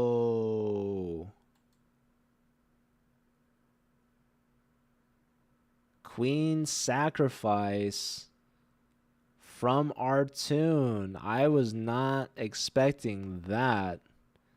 That came out of nowhere. I thought the queen would go somewhere. The computer wanted queen back to e7, but it says a takes b3 is a move. And now, Aryan, you just got to take the queen. But Aryan's just absolutely shocked right now. He says, really, this works? How does this work?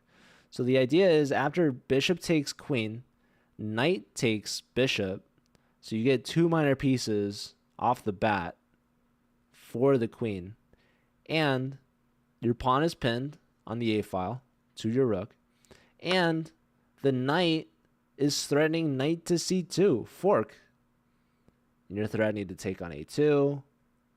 And so Aryan says, dude, I can't deal with all that. I'm just going to take your knight.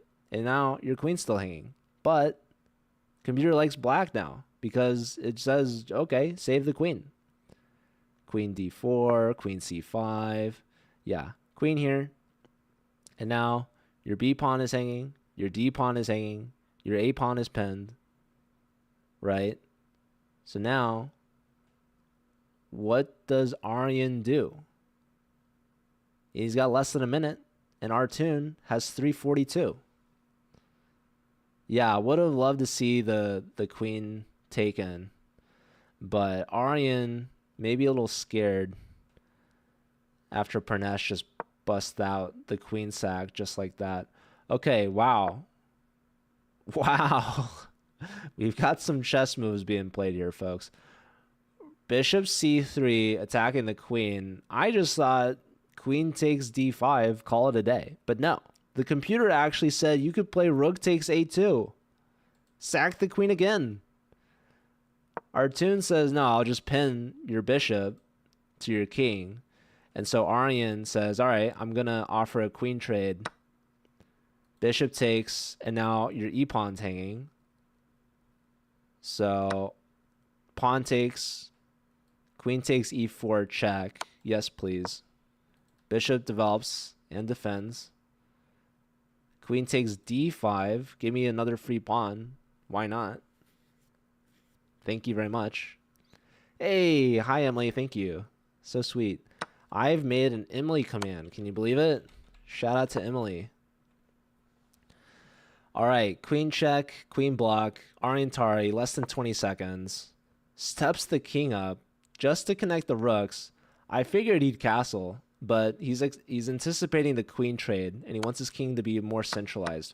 Rook takes with check, pawn takes back, rook steps over, trying to scoop up this pawn, but what's going to end up happening is Aryan's going to go into a endgame down 2 pawns. So not looking great. And he captured back with a pawn, which I don't really think makes sense because now his pawn structure is even worse. And yeah, Artun, he's going to take this home. 10 seconds for Aryan and not a happy position. He's trying to damage the structure, so he trades the c-pawn. Now black has 3 c-pawns.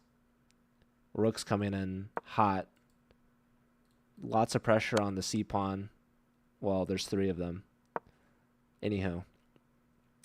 Yeah, not looking good for Aryan, unfortunately. So that's going to be pretty much impossible to hold.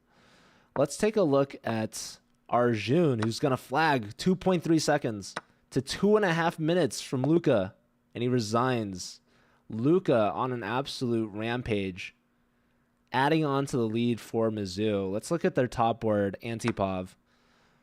So Luka as a board 4, he's 2.5 out of 3, only getting a draw against the top board Pranesh.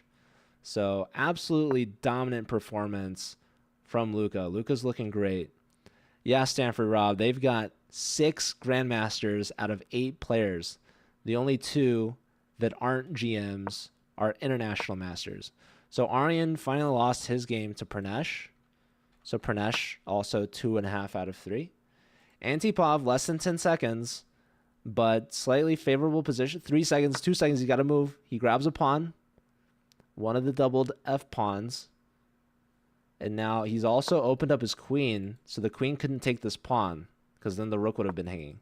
So the queen is tied to the 8th rank. Knight comes in, bishop here. Now the computer likes black, actually. And why is that? Pressure on this pawn. Maybe queen here attacks the knight. Maybe queen here threatens checkmate, so the queen trade is forced. Rook up, knight back. This is a 2-pawn advantage forced for Hari. Harshit Raja, meanwhile, gets his 3rd loss and 3 games. So Hare Krishnan gets a point on the board for SRM. It's back within 1, folks, and it looks like SRM could tie this thing right up with a win from Srihari. It's not going to be easy, though, because he's up against Antipov, and he's going after this pinned pawn. If pawn takes, rook takes. So black, meanwhile, trading on the queen side, gets his rook involved, and now the knight's hit, And this pawn is going to be hanging. Because if the knight moves to defend it, then this pawn is hanging. So the white goes here. Pawn drops with check. Srihari maintaining the 2-pawn advantage. Going for a third pawn. You can push this pawn. Doesn't go for it. Brings the knight in. He wants to go for the a-pawn. That's a gnarly little check. Pawn push. The computer hates that. 2 seconds, though, for Antipov. He holds on to his pawn. The knight maybe he's... Oh, what's he doing? Less than 10 seconds for Srihari as well.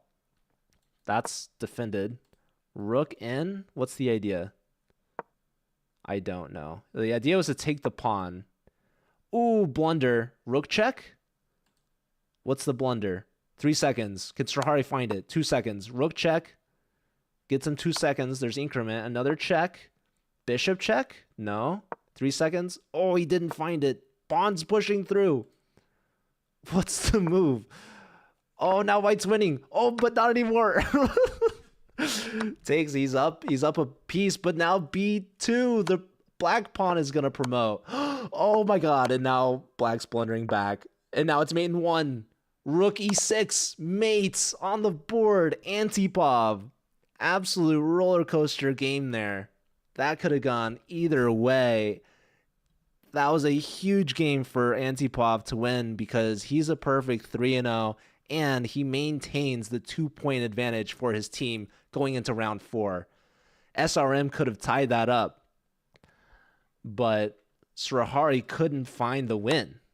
Where was it? Rook g5, rook to c7 was the move. Wait.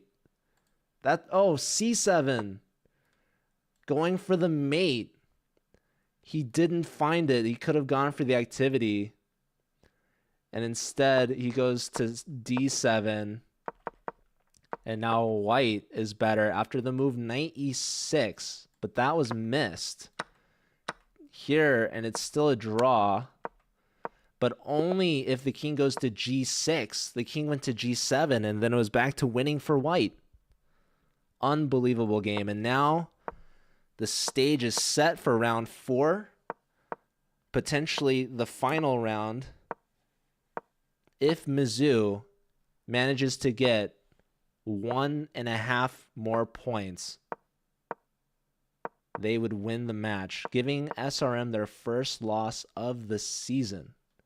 So SRM, they need at least 3 points to tie it up and force overtime. They could have tied it in that last round, but Srihari couldn't clutch in the time pressure. He went down to Antipov. 5-7. SRM, perfect season on the line. Mizzou fighting to try to get a top 2 spot. Because if they don't, they're going to have to play round 1 in the playoffs. And that might be a problem for them because of scheduling. So they really want that first round bye. I don't know if it's even possible, but it all comes down to this. 4th and final round, they need 1.5 points. If they get 2 wins out of 4 games, they're good. They're golden. And frankly, they're trying to win as many points as possible for tie breaks. So every board matters, and it matters a lot here in this round. So here we go. Arniantari up against Srihari. Srihari's heart has to be absolutely pounding after that race of a match against Antipov. Antipov, board 1 versus Pranesh. This is a big game right here. Neither player has lost yet today. Pranesh only had a draw against Luka. Otherwise, perfect for both players. Antipov, perfect 1-1. He's won every single game so far. So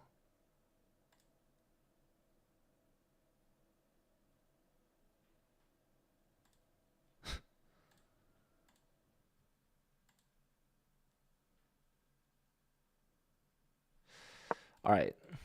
The chess.com chat being absolutely unreadable as always. Gonna ignore that. Okay, what's going on here, guys? Look at this. Knight to b4? Is that a free knight? Hello? Takes, and what, these two pawns are just going to be shoved down the board?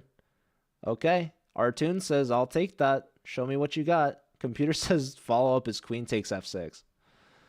Okay. Threat is... wow, he takes with the pawn. Very interesting chess. What is this? I don't know. It goes knight to b4. Okay. All right. And now Artoon looking to trap this bishop back.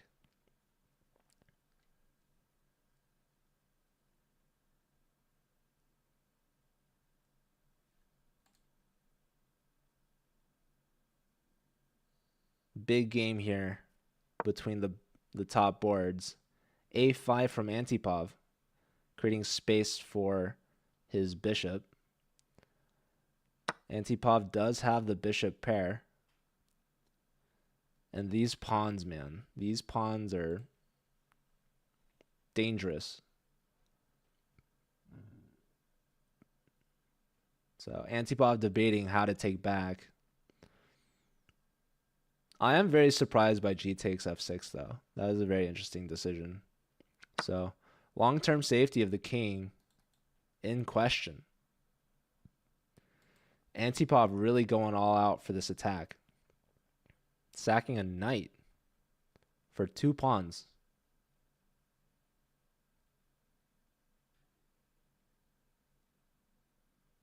Does Artoon want to castle? Or is Antipov going to stir up some trouble against that king and remain uncastled? Let's check in with Raja. Raja hasn't gotten a single point so far. Only player that's been swept. So this is his last chance. He's up against Arjun, fellow grandmaster. Arjun's the team captain on board 3. He's only gotten a draw so far. He's lost every other game. So rough match for the captain, Arjun. But maybe he can get something going here against Raja, who's been struggling. This could very well be his last opportunity. I think Arjun kind of needs to win here if his team's to have any chance of coming back. But the position's actually looking good for white, so maybe Harshit Raja can get on the board. Although the computer wants to sacrifice, and we see it. Knight takes, and now this king, he's missing 2 of his pawns. This knight's pinned. Pawn push coming in. What do you do here? Computer says you got to fight back. b4. Bishop takes, and now computer says rook ad1. Absolutely played immediately. This is looking great for Mizzou. If Raja can get on the board now, for the first time, that already puts Mizzou at 8 points. All they need is 1.5. And they got a lot of strong players. So SRM has to put on a miraculous round here if they're to keep their perfect season alive. They've gone 5 rounds in, 5 wins, unbeaten, and a perfect season, including playoffs in the India Championship. So combined, they're 14-0. And it looks like Raj is going to storm down the board. This is going to be easy conversion for Raja. This is going to be a win for Mizzou. Yeah, queen takes, or even pawn takes. Queen takes, maybe you allow some shenanigans. Even with the shenanigans, you should be able to win. Knight takes e4 here. You can play rook takes because the queen's still hanging, of course. So should be nice, simple. Yeah, here actually kind of interesting. Rook e6.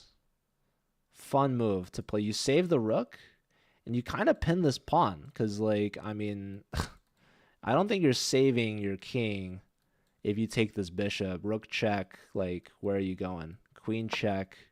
Yeah, he finds it. Raja might have lost every game so far, but he's still a grandmaster. And he's going to convert this position. This is going to be smooth sailing. And that's going to be huge for Mizzou. They're going to be looking for just any draw. They're going to have draw odds on 3 boards. India is going to have to sweep the remaining 3 boards just to force overtime. And just because you get to overtime doesn't mean you're going to win. I think that gives Mizzou another chance. But I don't think this match is going to go to overtime. I think Mizzou's going to get this point here against Arjun. So that's going to be a real rough showing for Arjun. Now you have rook takes pawn, right?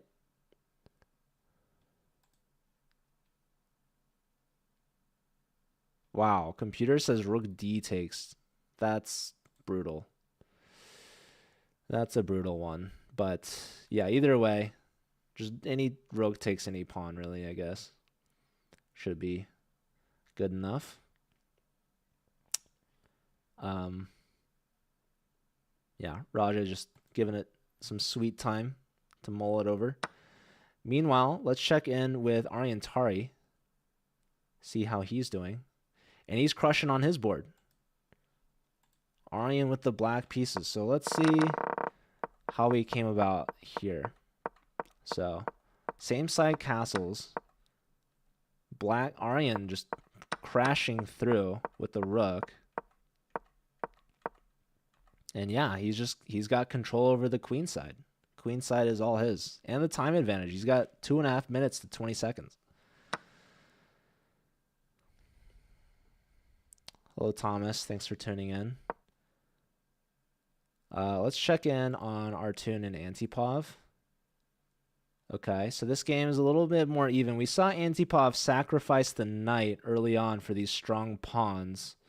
And the pawns are definitely annoying. But are they enough? Rook takes g2. The knight would be hanging. Very low time for Antipov.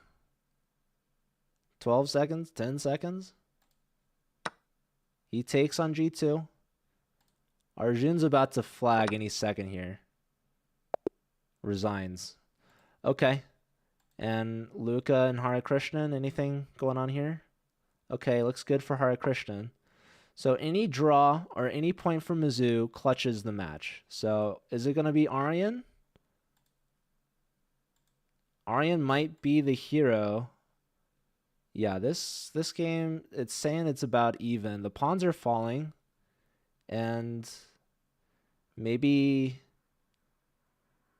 Artun had to give up a knight. Let's keep an eye with Aryan.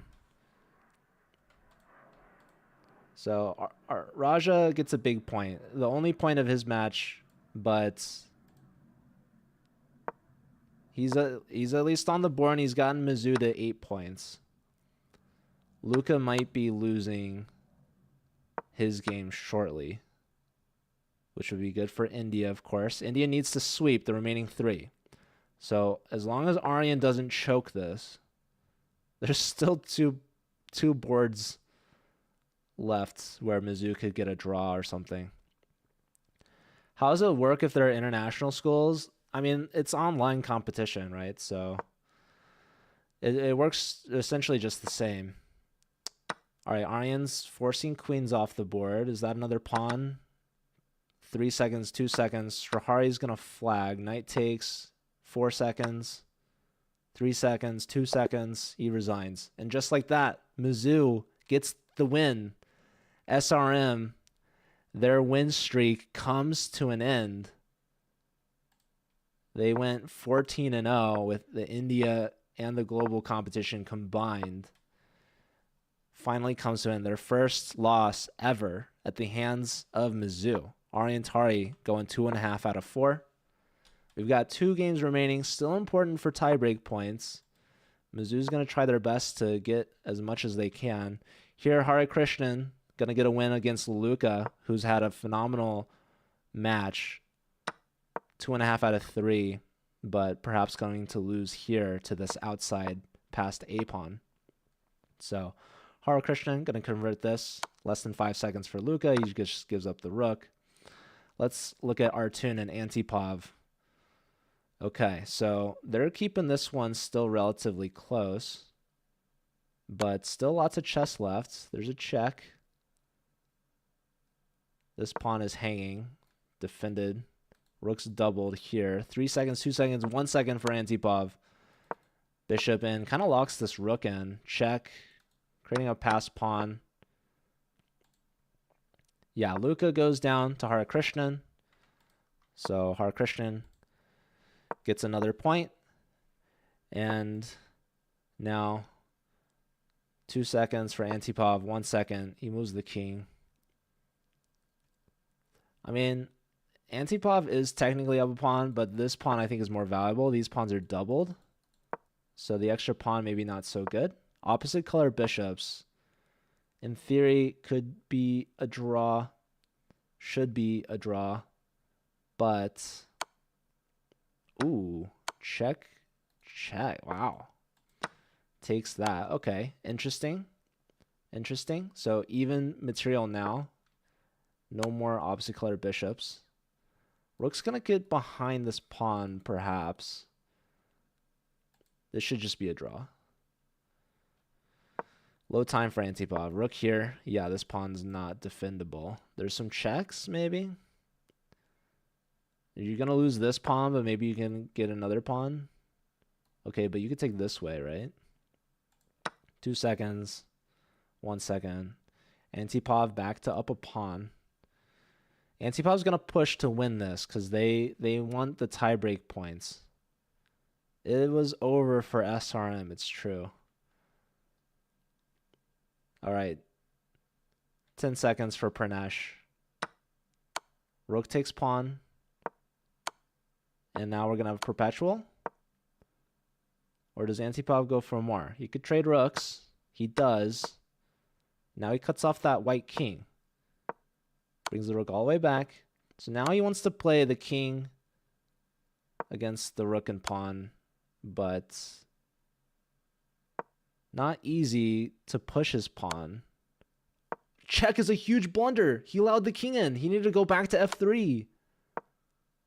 Unbelievable. I thought it was just a routine rook back to f3, put pressure back on the pawn, and then black couldn't make progress. But no. He allowed the king in, and now black's making progress. You get behind the pawn? No, now he's allowed. Oh, rook takes. Rook takes. Yes. Wow. Wow, Antipov pays off to play on. No perpetual. Trades, and now he's going to build a bridge. He's going to push this pawn. And I don't know. What what's the technique here? Okay, push the pawn again, and now what? You check? Okay. King back. Here. King back. Here. And now king f4. GG. Okay, hold on. He's got to watch the skewer first. Rook in front of the king, and now he can promote. Okay. Well, good news for Team India is this game didn't really matter. So the match, if this lost them the match, that would have been brutal. But anyways, resigns. Antipov, absolute perfect sweep, 4-0 to beat this India team 10-6. Huge performance from Mizzou. Mizzou showing that they are the favorites. Doesn't matter what their regular season record is because they just took down SRM. Mizzou technically was #1 seeded going into this season, but SRM was looking great with a perfect 5-0 start, getting their first loss. Mizzou, they still got their work cut out for them. They're looking for a top 2 spot, but they might not get it because they're still behind not only SRM, but also SLU and UT Rio Grande Valley, who, by the way, play tomorrow at 6 p.m. Eastern. So I'm going to try to tune in for that. I think Bach might also be interested, so we'll see. But yeah, Mizzou will also be playing SLU, so that's going to be a huge one. And yeah, lots of exciting chess left. We've got 1 week left of the regular season. Be sure to tune in again tomorrow evening if you want to watch SLU and UT Rio Grande Valley. That's going to be a big one. And then be sure to tune in as well this weekend. We're going to be watching some Division II matchups. We've got Northwestern, Arizona State. We've also got SLU's B team. And who's the other team?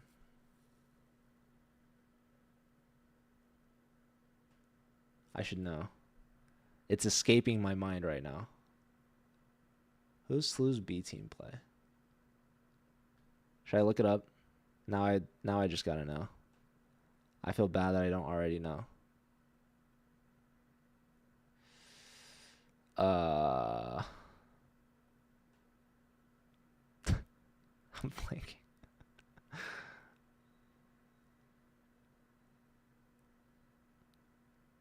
University of Florida. The Gators, of course. Anywho, thanks everyone for being here and for watching. I got to get going. So take care and happy Halloween. I'll see you all later. Let's find somebody to raid, shall we? Nah, it's okay. I'll raid. I'll find someone. I'll see you guys later. Tune in tomorrow evening. SLU versus UT Rio Grande Valley. It's going to be another big one. And good luck to the rest of the teams the rest of the season. Only 1 week left after this one. Take care. Bye.